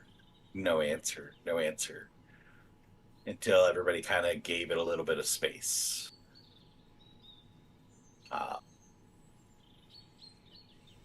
with that in mind, how do you approach? How do you handle the door?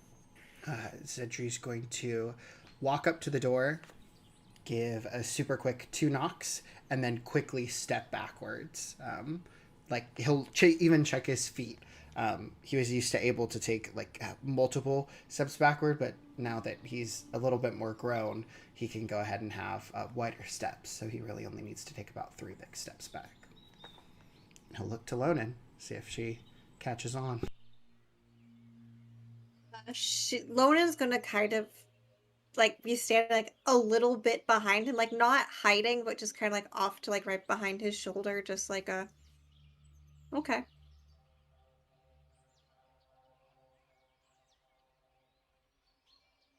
There's a long pause of a moment that passes as you await some sort of response to your knocks. Smoke continues to filter through the chimney above. Don't see any activity in the windows. Then with a long creak, door creaks open, and the friendly, grandmotherly face of Aurelia peeks out into the sunlight. Long, silver gray hair, straight, not done up in any special way, not under a hat, not pulled back, just hanging. Long pointed nose with a small pair of glasses sitting on the tip.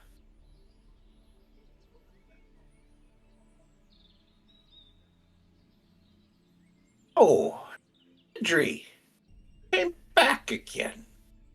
Hi, Aurelia. Yeah, I brought somebody else this time too, and Xedre will go ahead and gesture for Lonan. It's a pleasure to meet you, Lonan. She'll like One new go to friend? hold out her hand. She'll go to hold out her hand. She doesn't make any motion towards you to take it or anything. Just continue standing in the doorway. You really can only see her face like peeking out of the darkness inside this little cottage. It's just like this white, pale face with this gray hair hanging down the sides in the midst of a black abyss. Lonan will Oh, slowly so- pull her hand back. One new friend, and you seem to have lost a few others.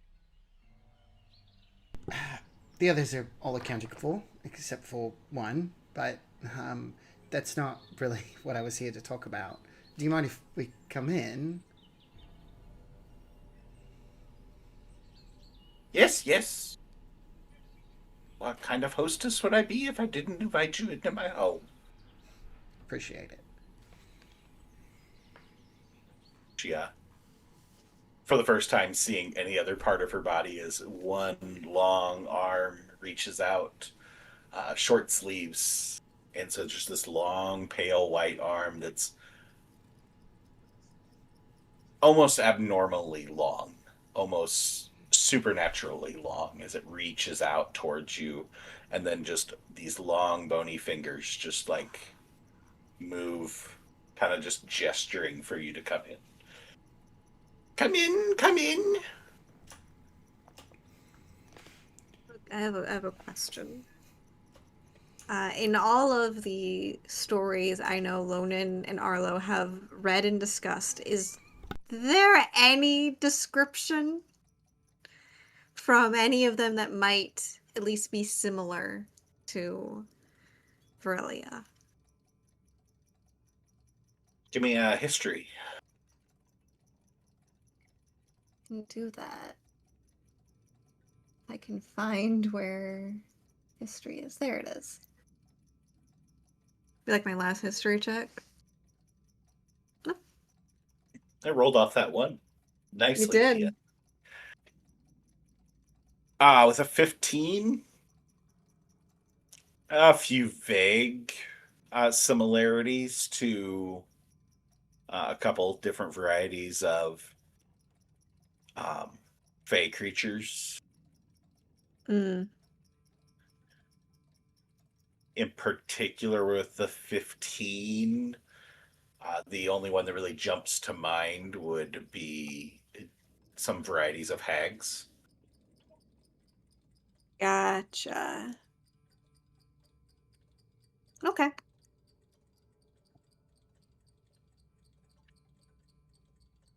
Although none of it like matches exactly. Mm-hmm.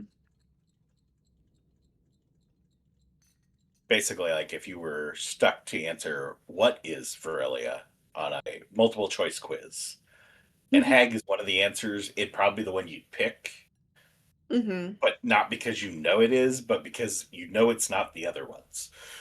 That's such a Gotcha. good Okay. metaphor. Oh my god. That is a really good metaphor.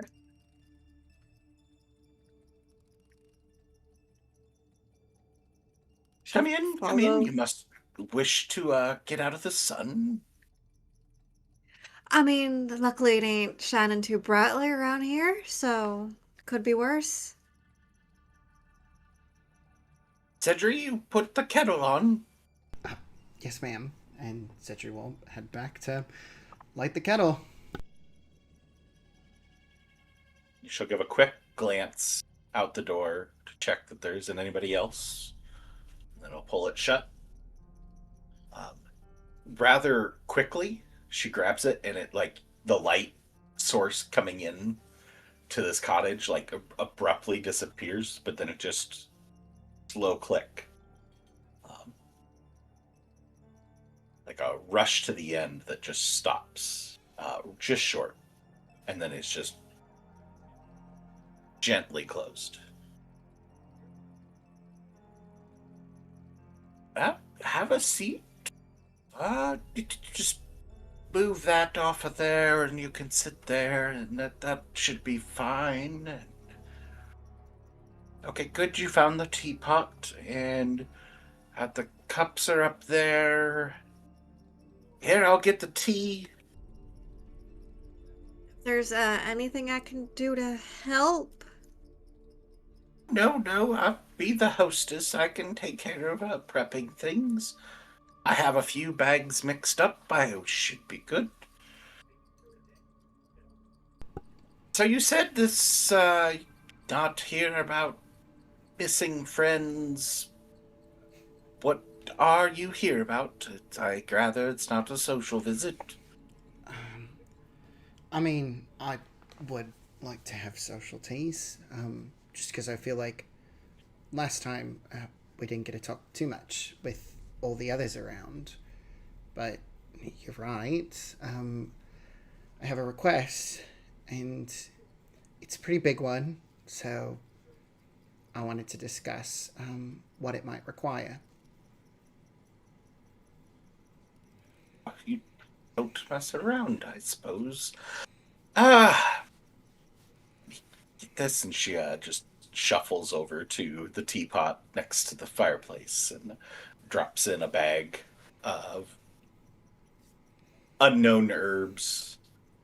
Um, you can tell there's some dark coloring to what's inside the little bag, but beyond that, no idea what she's making. But she's always typically had good tea.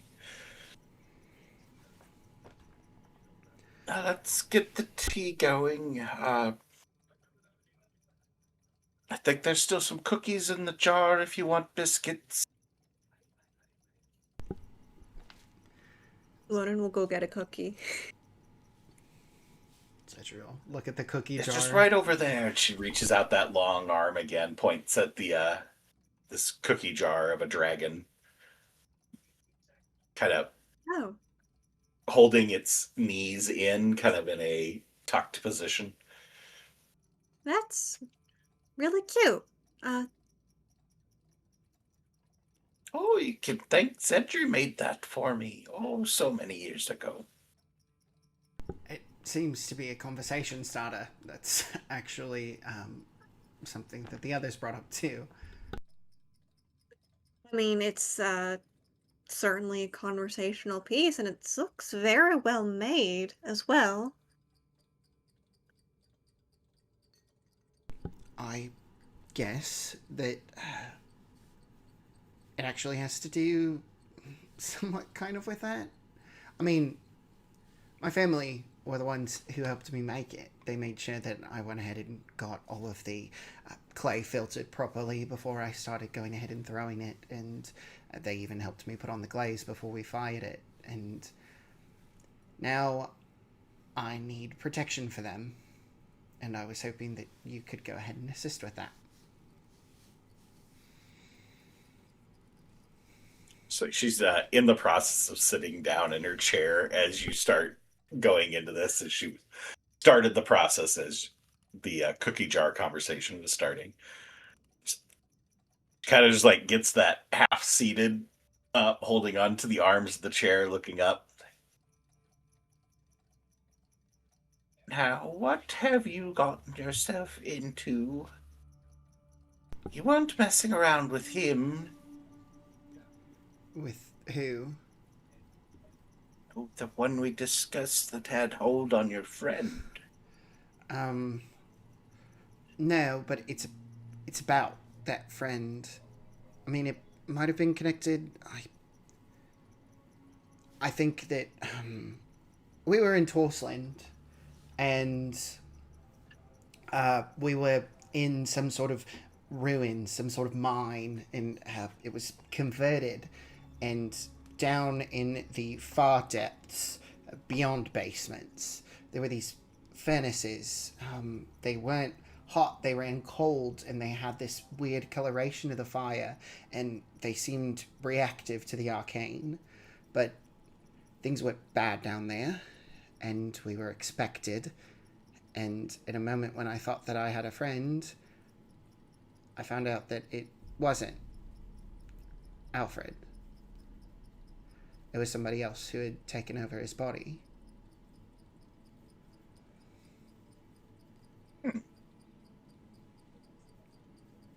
The other. The elf. I wouldn't necessarily call him an oaf.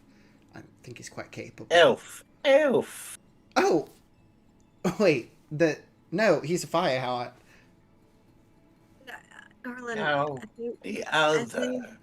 she's talking about You, Brevin. you knew. Knew it was in there. Yeah. You know how the game works. He gave me his blood. Right. It's a bit of a muddled mixture. A lot to sort through, but you say he took over. That was certainly not the case when you visited me last. Right, yeah, that's because the last time that I feel like I actually was talking to him was here.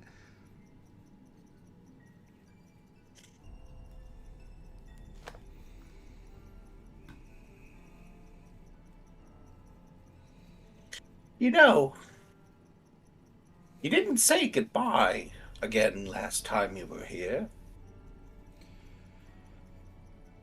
Because somehow I knew I'd be back.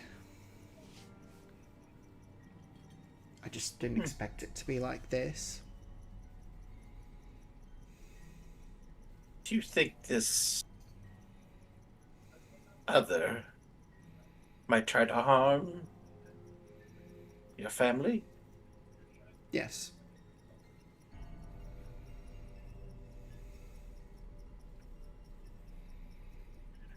What is it that you think I can do about that? Tina's still with you, right? He comes and goes. I know that you'd be able to go ahead and offer them sanctuary if something happened. And I just want to make sure that if they needed to run off into the woods and search you out, that Tana wouldn't find an empty plot of grass.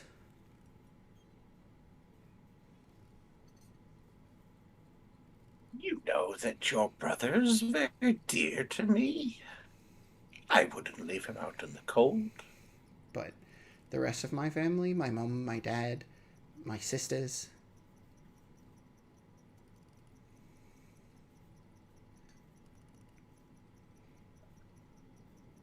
Now that is a different question.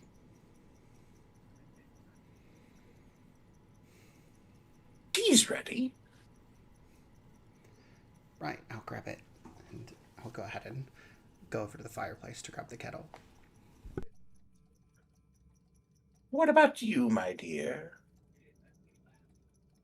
Oh, she'll kind of just like sit up a little straighter, and she will untie the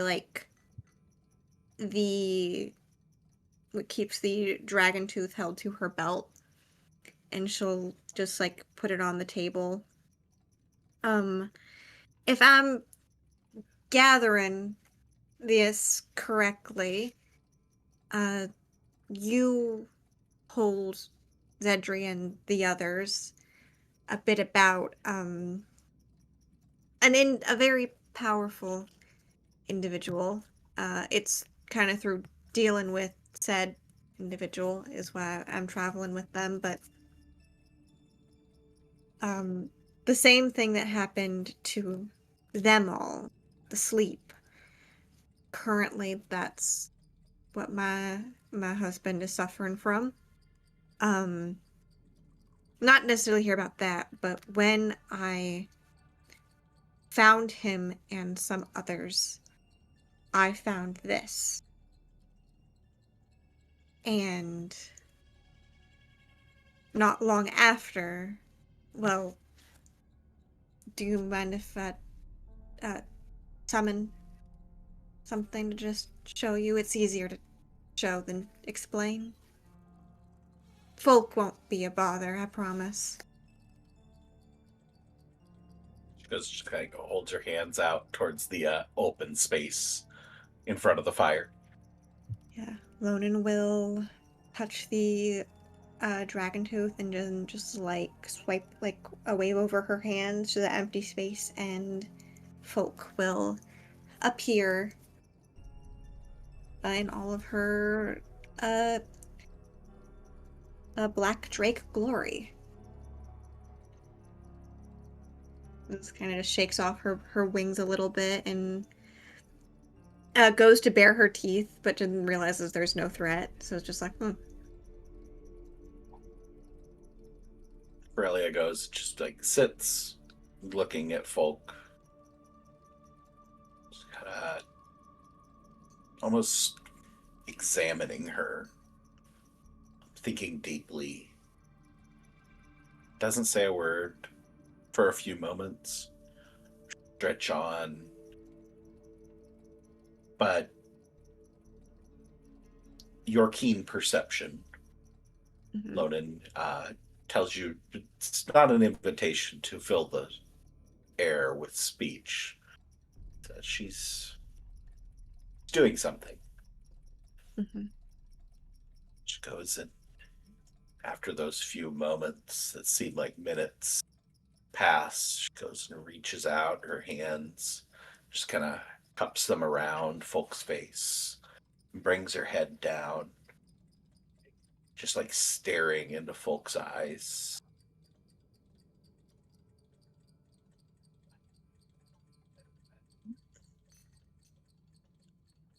You're a different one.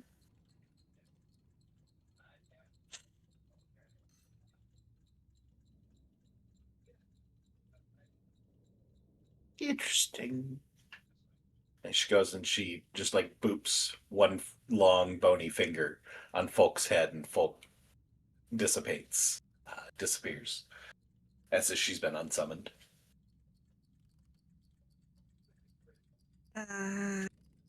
Normally it takes a lot more for someone to do that. Oh, she's fine.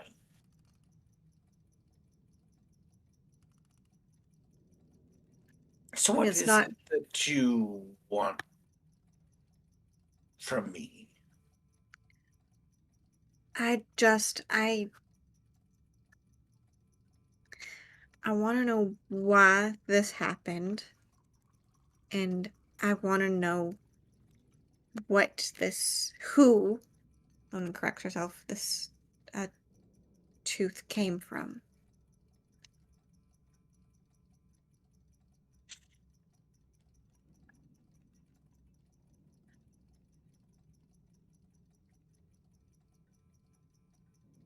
It's very important that when we talk about exchanges, we're very specific in what you want. Why what happened? Why, after had this tooth on me for a bit, folk appeared one day when I was got in a fight unexpectedly, and then suddenly afterwards I have a lot of knowledge about dragons I didn't have before. I can speak the language and of folk, which has been great. Um and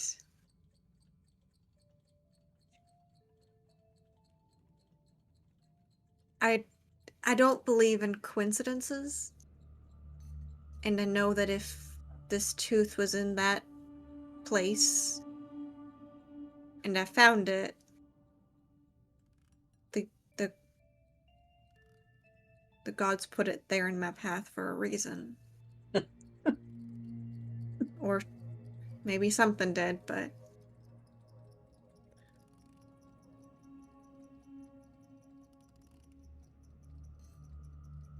Well, Xedre,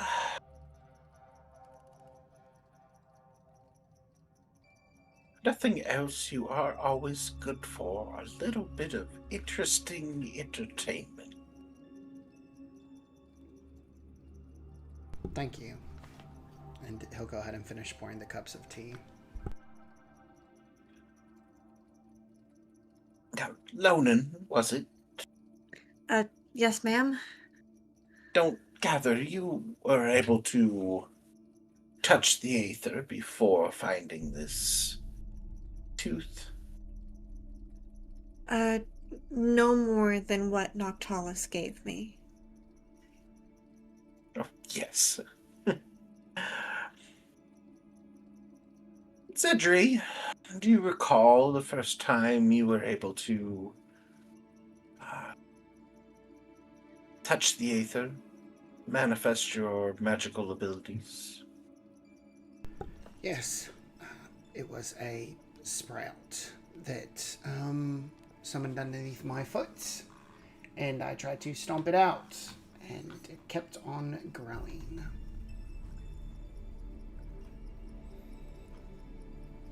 It wasn't all that long before you came to visit me. Now,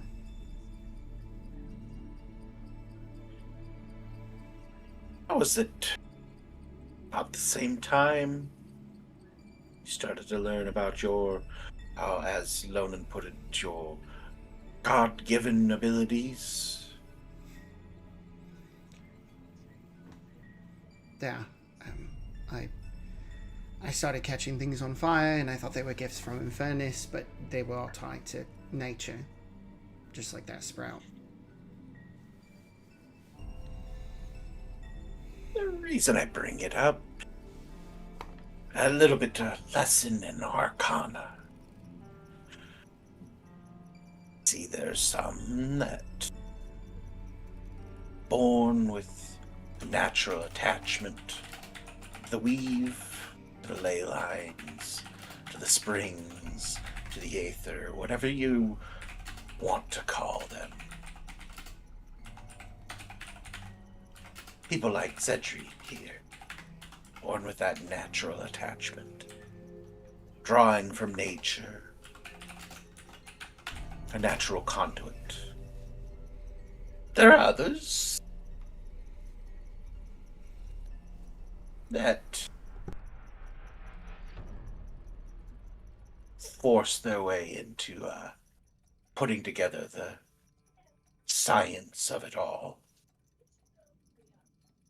Oh, some people call them wizards. Artificers sometimes fit into this. A few other names. Fake mages. Then there's others. They'd come into contact with some sort of magical doodad, as you might call, that grants them a certain attachment, certain vessel. And in your case, it seems you found such a magical doodad, a tooth, as you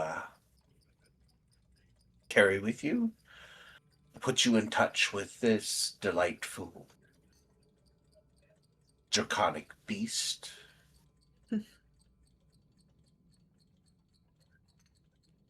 Was you to tap into its attachment to the Aether. But, as you noted, that came about a long time after you came of age. Long time after you developed your natural vampiric abilities.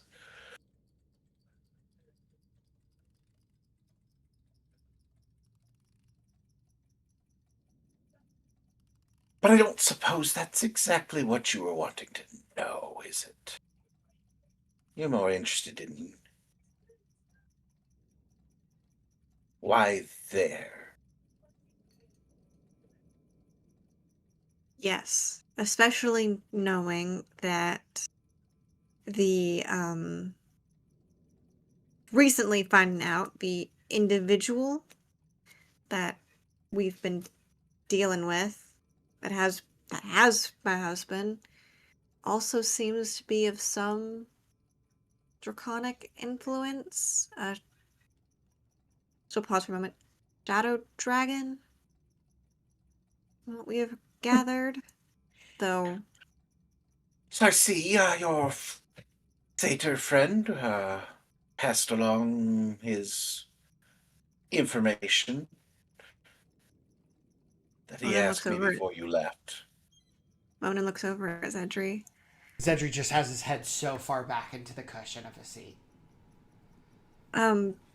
No, we actually learned that from an outside source.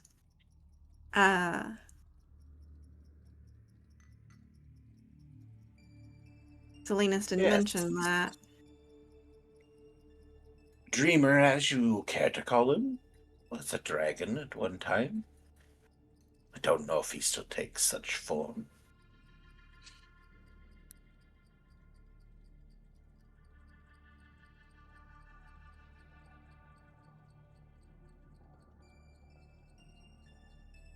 Lonan, wonder if you might be a deer.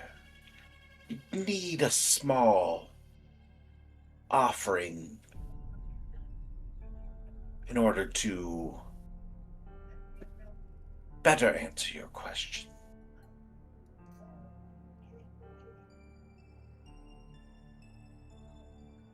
It shouldn't be a big ask from someone who partakes of blood like yourself. I just need one drop. And will kind of chuckle. It's like, so long as you ask first. This is what I'm doing. Exactly. She'll, like, apparently there was a situation I got myself stuck in last time I was in Ashmane.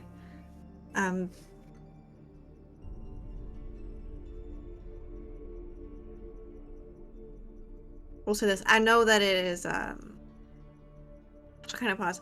I know you're powerful. Oh, And I'm giving you blood with the full understanding that you are a very powerful woman. And she will hold out her hand. she goes and she reaches out that long arm and that long bony finger, and she goes just scrapes across the palm of your hand, just drawing like cutting like a knife as her fingernail just like digs in, Mm-hmm. pulls away, and you can see that just like there's this little amount of blood that is just sitting in her fingernail, like almost like a little cup as she pulls back. But you notice that the wound quickly heals as she pulls away. She goes and just sticks it in her mouth, drinks the blood. A little bit of smacking of the lips as she sits back in her chair and just relaxes for a moment, closes her eyes.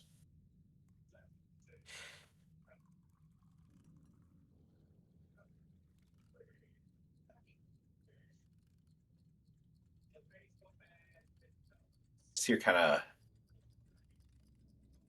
pull her eyes tight, that like the shifting you see, and like somebody who's like in a really intense dream, and you can like see their eyeballs moving behind the eyelids.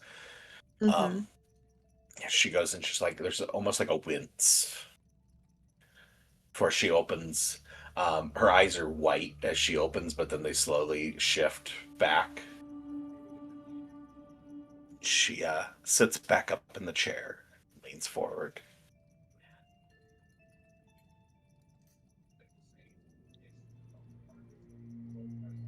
So, do you want to know about the dreamer? Do you want to know about him?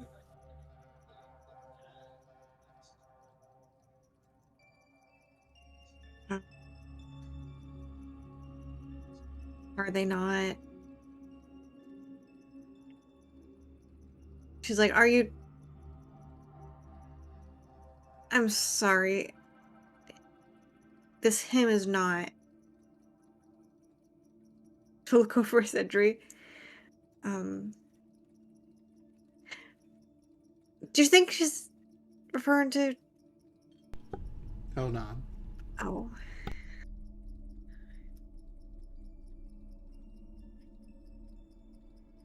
Kind of look down. I mean, yes. I want to make sure. I would even knowing information about the dreamer would be a lot more useful. I need to know if my husband is okay.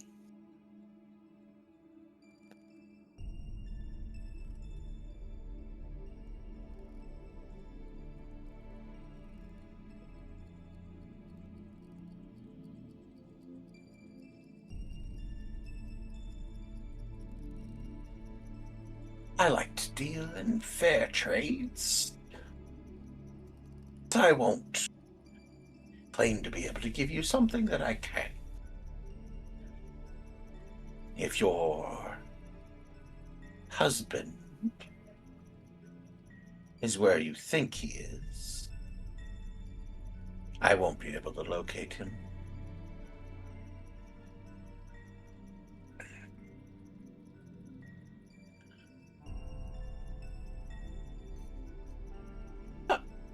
I suppose that can be the test. If I can't locate him, then we know where he is. It's funny how magic works that way sometimes. I know As where. I sense your pain, your longing. I'll do that one for free. No trade. Consider it a gift.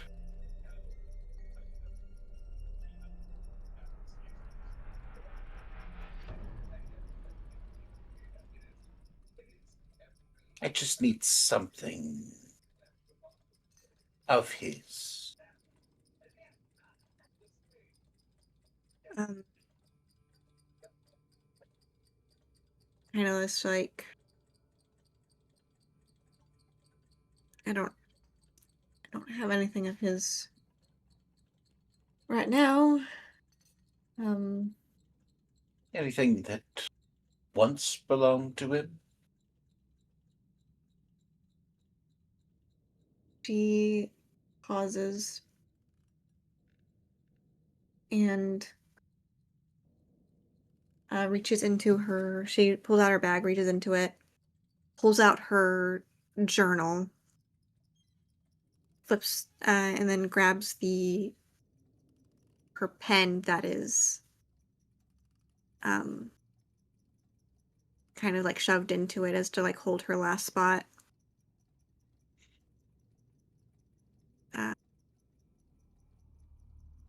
He told me when he first gave it to me that he bought it. He didn't. I later would realize he didn't buy it. It was his. He'd had for a long time, and he wanted me to have it.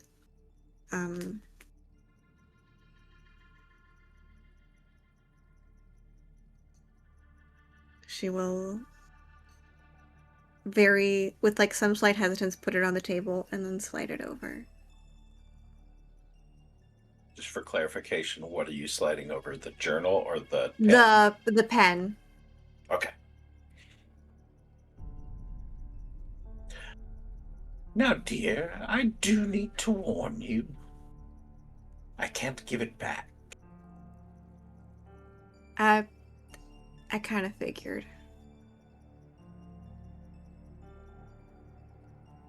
I've read the stories.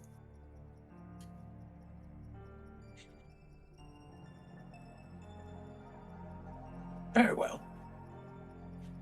She goes and just like slowly places down 2 fingers, picking up the pen. As she stands up, walks over to a brazier. So only take a moment. Feel free to talk amongst yourselves. You hear her just like start to mumble some things. She's going and taking things off of shelves, sprinkling a little of this, a little bit of that. The mumbling kind of goes back and forth from languages that sound vaguely familiar, some completely foreign. Mm-hmm. As she just moves about and goes about her business with a little bit of a hip sway as she kind of gets into a rhythm with her work. So, I feel like you and Zelenus are going to have a lot to talk about when we all get back at Six Bells.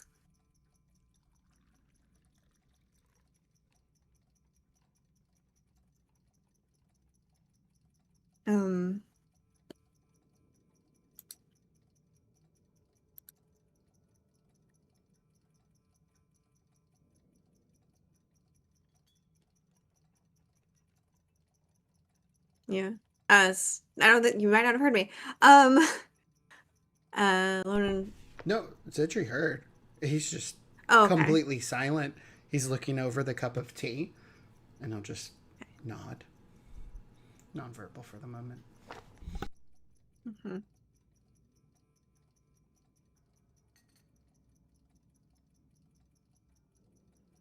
As you pass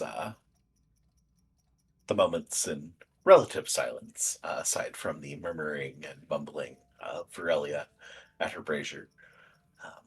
Eventually, there's a snap of the fingers, a little bit of a flash comes up from the brazier, and she goes and puts hands on each side of the table where the braziers sat. Her back turned to the 2 of you, as she just, you hear a long inhale. A few more moments pass. And she straightens up, starts shuffling back over to her seat, wipes one hand under her nose, then glides her glasses back up her nose to a little bit more sturdy position before she returns to her seat.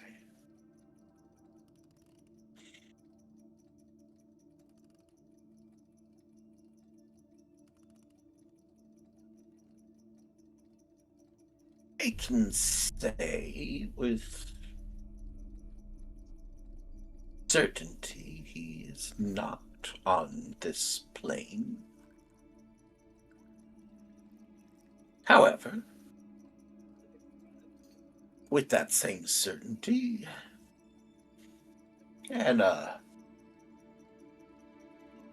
lack of other explanations for where he might be, it's fair to assume he's there. Which, I suppose, should come as somewhat of a comfort, since Xedre and his friends have been there and back before. There's always an exit.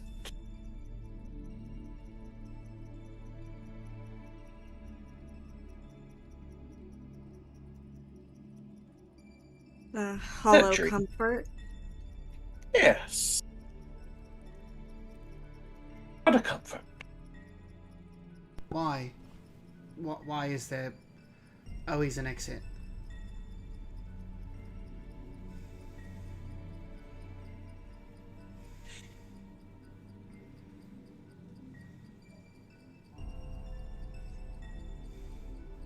There are very few beings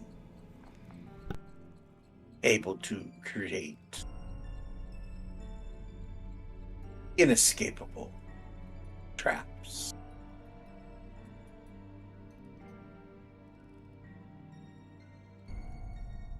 You'd think ill of me to suggest it, but I hazard to think your gods could ever design such a trap. So powerful, so foolproof to not have an exit.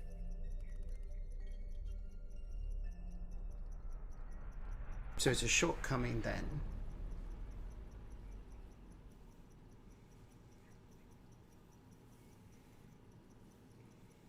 Likely, yes.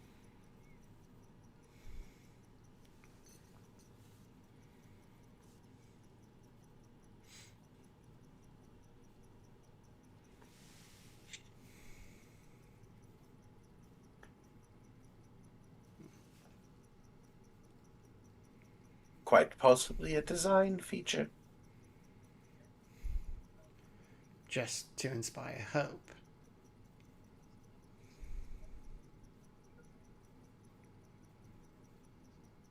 Maybe Xedre there's a always had such interesting thoughts. Now, I suppose quite the sadistic mage might create such a trap to inspire hope. But the hope only exists for those that manage to find the escape. The rest are left with no hope. So I doubt that would be the feature. No, more so, what if one gets trapped in one's own trap?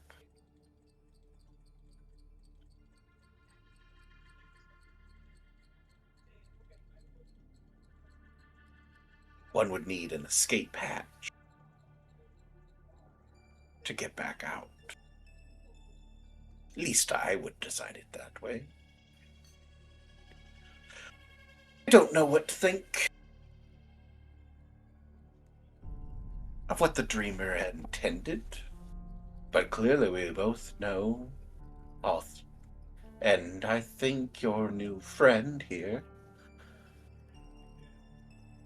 is wont to believe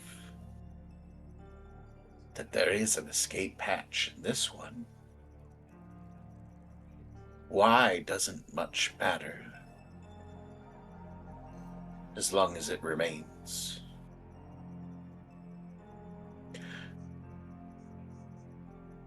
And judging from the mark that was on your friend the last time you visited, he's sure to know that there's an out, that there's an exit.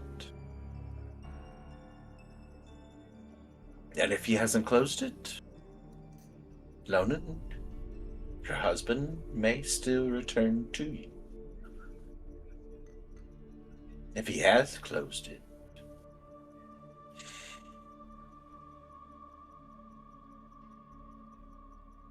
Anybody need more tea?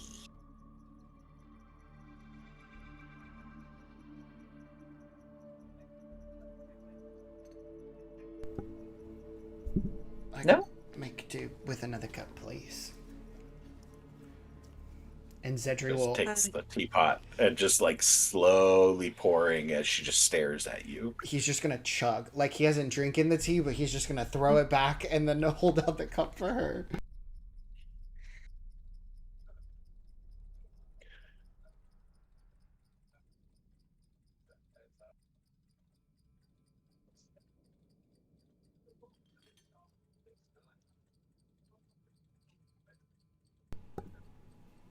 It's only fair, Xedre, that I do the same for you.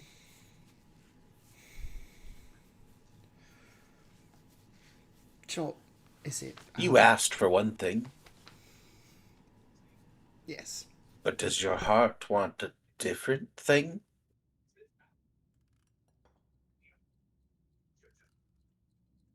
Yes, but I already tried to detect if Alfred was around, and it didn't take hold.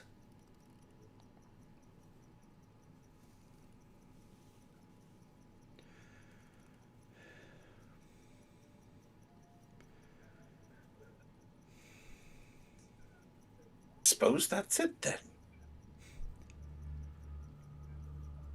There's no harm in trying, though.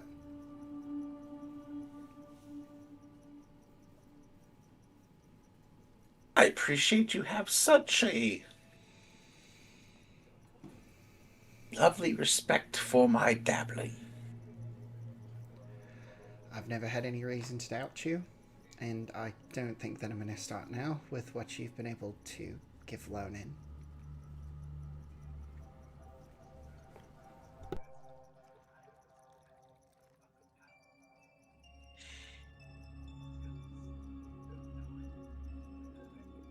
What did you try? It was a scrying spell, Mm-hmm. and didn't take hold. It the mirror kind of rippled, and there was this slight crack, and he'll actually pull out the platinum mirror that he used for the casting of scry, and he'll kind of hold it out like a makeup artist for her.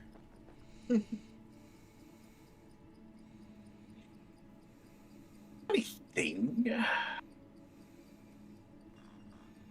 with scrying spells and most of the mundane, simple divination magics tend to be tied to the physical. Locating objects, locating creatures, locating people, spying on people. All too much focused on the mundane physical things. On the positive end, when you have such a focus on the physical, there are many ways to thwart efforts, things that will prevent said spells from taking hold. What I do, a little different. A little bit more oomph behind it. A little bit more metaphysical. I search for their ethereal soul.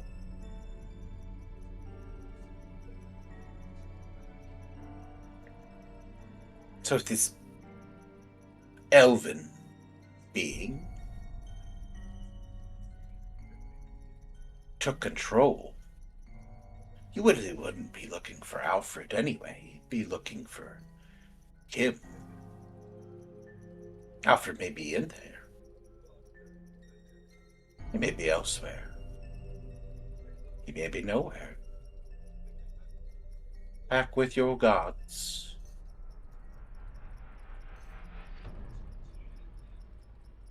We can definitely take a look. Please. I've been trying to remember every day for the past 30 days. But if it's Brevin that needs to be focused on, then whatever it needs. Do you want to find Brevin? Do you want to find Alfred?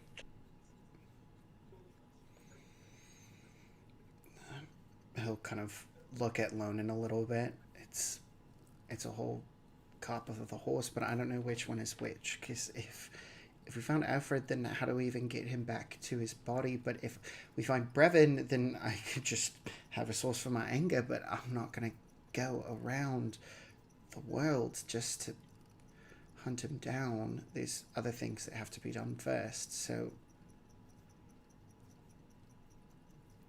If you're lucky, they're both in the same place.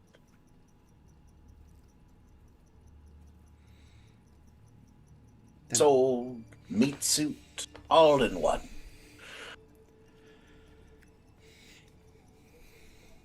then I suppose in that case, If you're unlucky,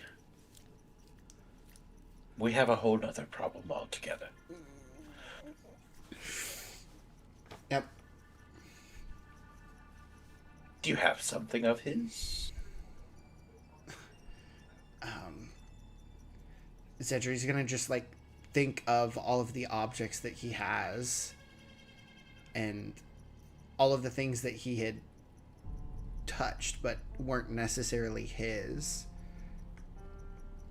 And then he's going to think back to what he used for casting his scrying spell, which was the brush of Alfred's.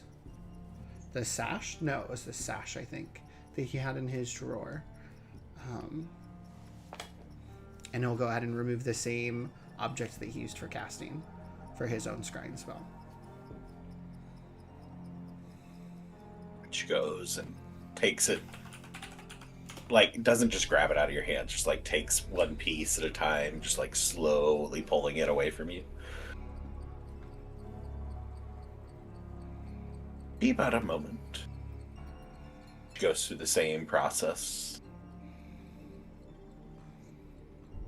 She enjoys her work. She sways side to side.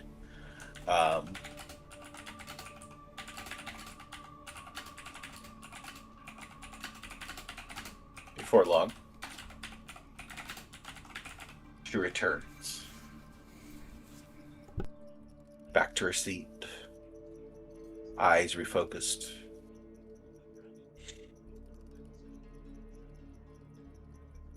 Well,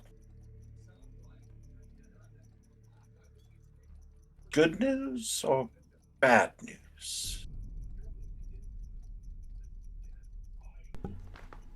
Bad news first, and then good news to try to cover up the wound.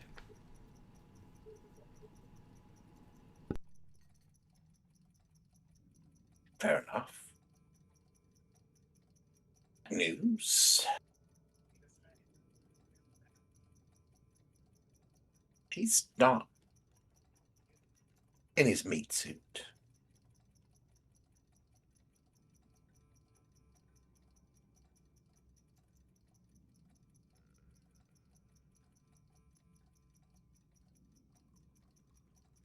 The good news.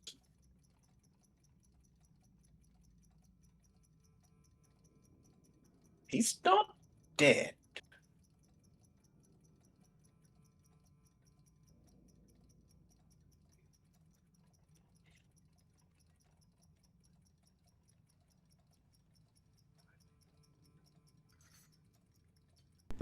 In your expert opinion, would it be possible to deduce that he could be in a place like Arlo?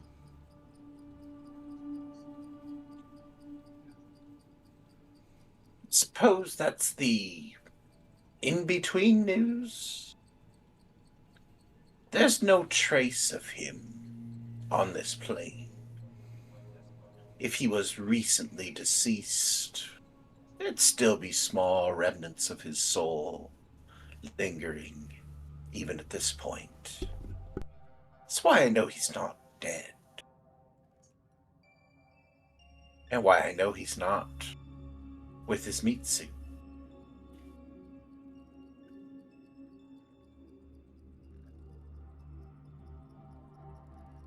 The only other place he could be, or at least a fair deduction, would be that he's there.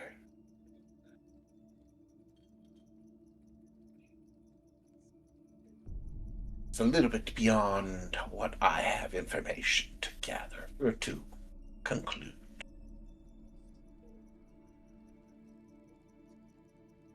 Also, I suppose, very remote chance that he was such a good little church boy, good little devoted son of Infernus, that Infernus made sure to scoop up every last bit of his soul and bring it home. But in my experience, your gods don't care that much.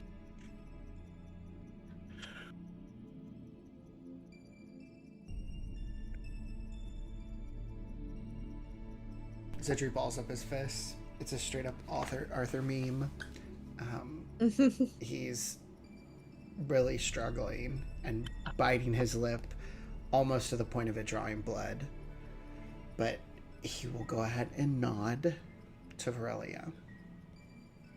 Thank you.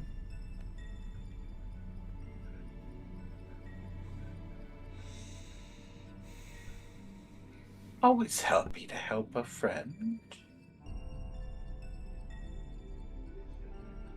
As to your other requests, protection,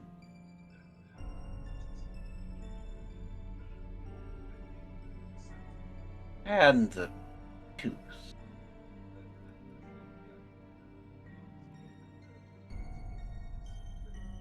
Think out over? On the protection, that is.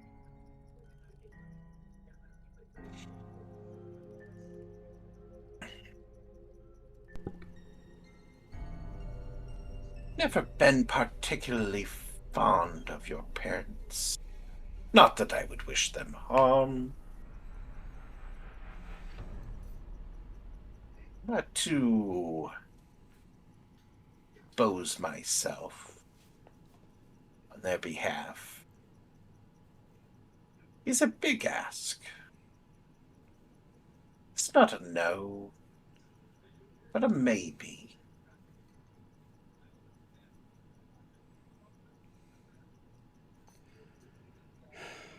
Let me think on it. Give it a good night's thoughts. Return tomorrow. I'll give you an answer. As to you, Lonan,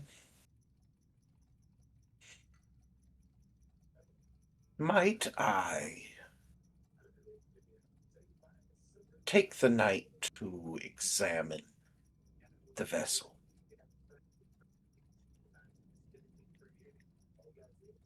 Oh, I'll get it. This one, I'll get back, right? Just to examine. I'm not going to do anything to it. At least not anything that would cause it harm or destruction.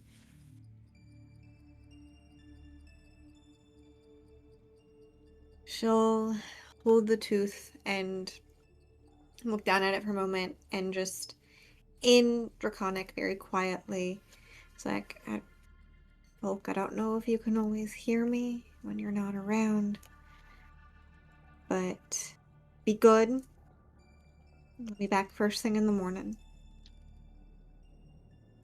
And she'll take a deep breath and hand it over.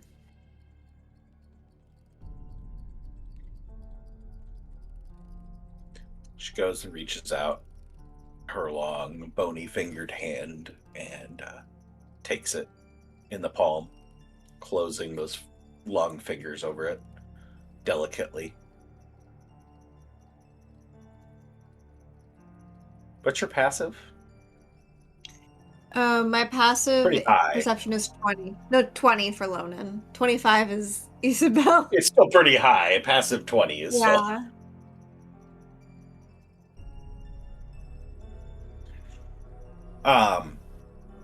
It's just like a subtle, very, very low level, almost shudder as she takes it.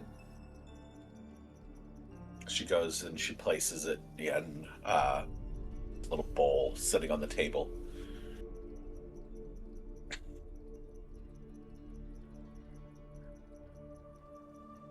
Keys to your liking?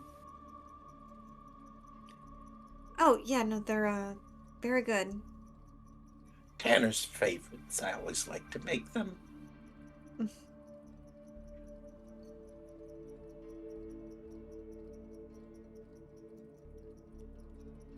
Xedre, you seem stressed. I wish it wasn't him. If he's truly back inside of the dream, to go through all of that headache again, and he doesn't have a single one of us by his side. I mean, maybe he found Arlo, but I don't even remember what happened. Only bits and pieces, and at the end of the day, he came out with that mark. So I don't know what would happen if he went through it all over again.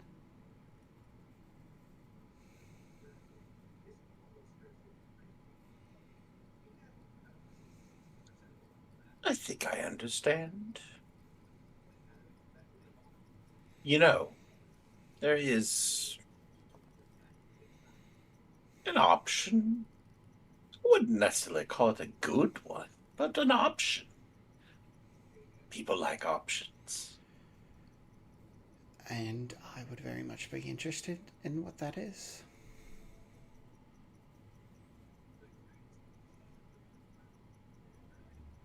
Might be a way to send you back there if that was what you truly desired, to help him.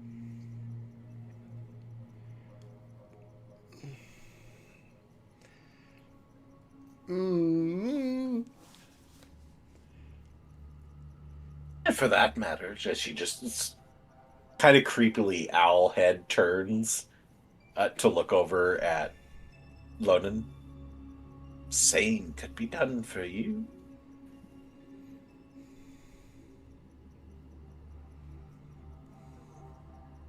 To be honest, the stories I've heard does not make me, does not have me jumping at the prospect. Regardless of the other. Yeah, Not a decision to take lightly. And like I said, I don't necessarily endorse it as a good idea. But it is an option.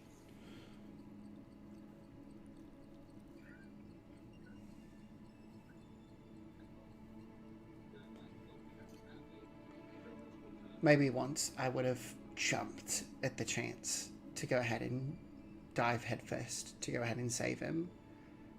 But there are too many variables with it. There's no way to confirm that if we did meet up with him, that it would actually be him, and we could be chasing along some figment of our imaginations the entire time.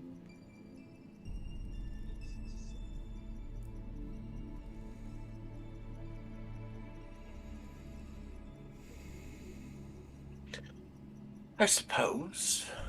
It's something that you each have to wrestle with a little bit. You're not wrong. It is not an easy decision. It is not an easy prospect. However, if push comes to shove,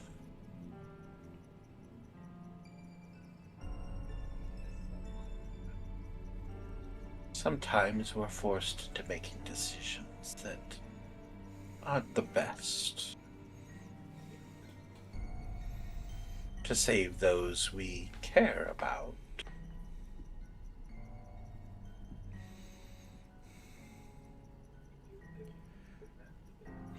She oddly doesn't 100% focus on Lonan with that statement.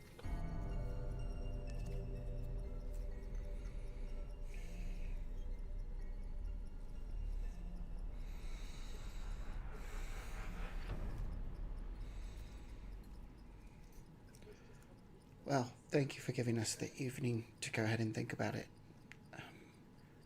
I know that my business is wrapped up, but Take all the time you need. Lonan, and he'll go ahead and give a look towards the Lonan, and there's more of a plead than anything else. Lonan, it's like, and also thank you for the tea and cookies. They were quite nice.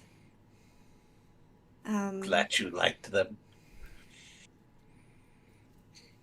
But we have a lot of, I think, thinking to do and discussing to do. And it seems we are out of tea. That's usually the time to wrap things up, I suppose. Yeah. Suppose you'll be going to see your parents? I wasn't planning on seeing them until things were confirmed, so I might be waiting until tomorrow after we have our follow-up. But in the meantime, it is a slight change of plans. I want to drop some major coin on a very nice bed for the evening, and I hope you feel the same, Lonan. Well, Between porcelain and ships, I agree. I hope you both have a spectacular evening wherever you decide to lay your head. And I will give both of your problems good amount of consideration so that we might come to some sort of a fair trade.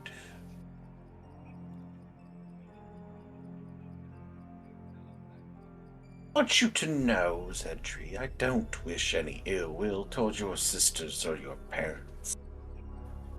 Just don't feel particularly prone to putting myself at risk for nothing.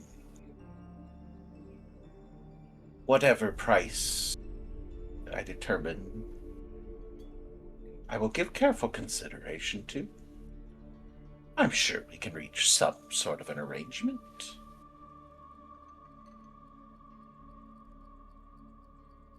I'm sure we could, and if nothing else, I know of a few herbs that could knock somebody on their ass.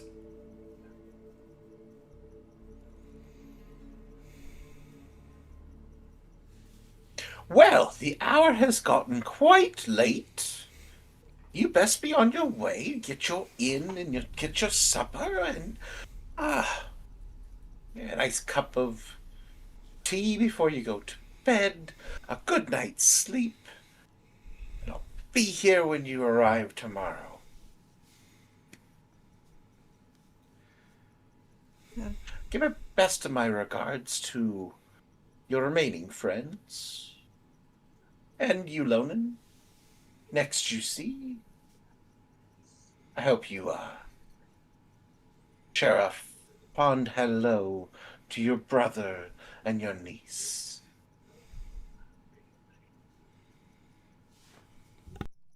Well, thank you.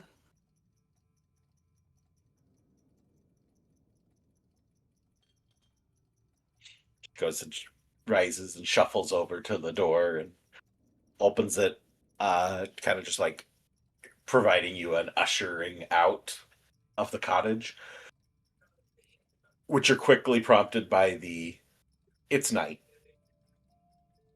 It was just afternoon. You walked up here. Maybe it should be 1 o'clock in the afternoon, but it is very clearly past sunset outside. Time gets away from me sometimes.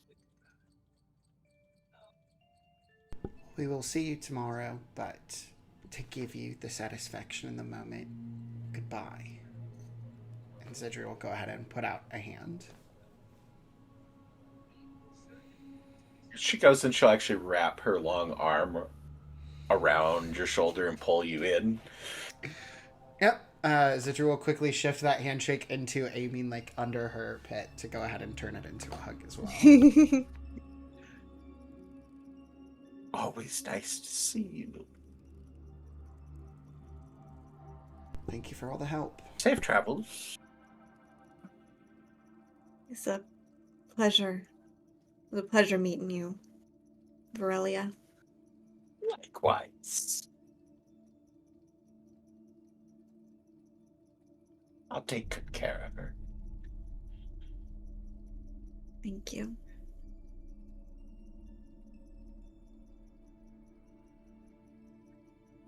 Ta-ta! Yep. Lonan, I imagine Lonan and Xedre are gonna just pause for a moment before we start on the long journey to the city. Yep. Xedre will be a lot quieter this time. And he's not going to turn towards Lonan as he talks, but just say, yeah, that nice bed that I was talking about. We should go over to the warehouse district. Foamy Nail Tavern has really nice beds. More expensive, but befitting of the stresses that we're going to have for sleep tonight. Yeah.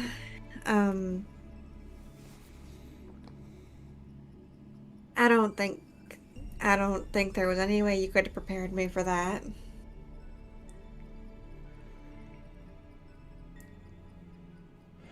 Passing thoughts, would you do it? Even after all the stories that we've told and everything, would you go into the tavern to save Arlo?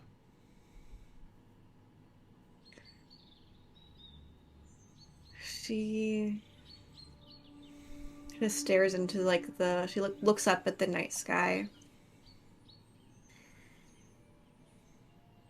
I don't know. If I did, I wouldn't do it alone. But it's like I said, I don't just have him to worry about. Right. If I went back into the tavern, it wouldn't be alone either, but I don't know if I could subject the rest of Cybil's spear to what happened in there. And I guess you're going to meet my family, so you know what I have to live for too. I mean, like I said, I briefly met Dad at, God, this feels like lifetimes ago now. Alfred's birthday party. He met Tana too, and I know he's a temper, but my sister and my mom, they'd berate me for even thinking about a decision like this, but this is how it feels, having to make decisions as an adult, I guess. This is what it feels like to do what you can for the people and the person you love. Xedre will punch a tree on the way out of the forest.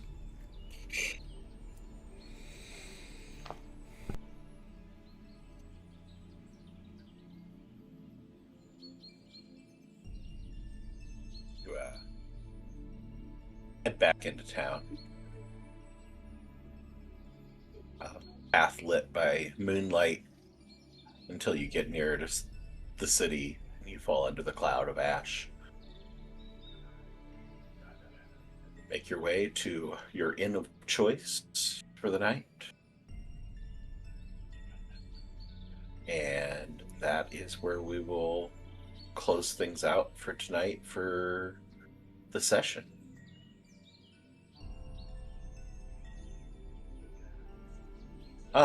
So that is where we will wrap things up for VOD viewers. VOD viewers, thanks for watching. Come watch live.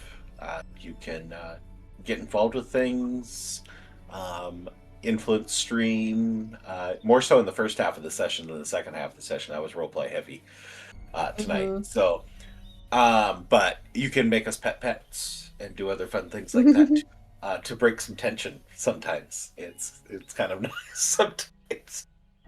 However, you got to be here in person to do that. So you have to jump on chat, and especially while we are doing these smaller group sessions, if you join our Discord, you can also get into audio chat with some of our players that aren't currently in the particular session, Mhm. and chat with people, because we are happy to meet people that are interested in what we do, interested in the stories we tell. And one thing I did not note at the top of the game, because it's not on my particular set of notes that I've been running off of, is we are looking for guest players. So that is an opportunity down the road too. You just need to come by the Discord or the Instagram or something. There's a lot of different places you can go reach the application to jump in as a guest player. But we will be doing our post-game stuff here in a moment. That's another thing that you miss out on by just watching the VOD. So please come watch live. Please help support us. Every viewer helps go towards covering the costs of running this. We aren't making millions. We aren't making thousands. We are just bringing in enough money to help pay the bills to try and run this and have fun and tell stories with you.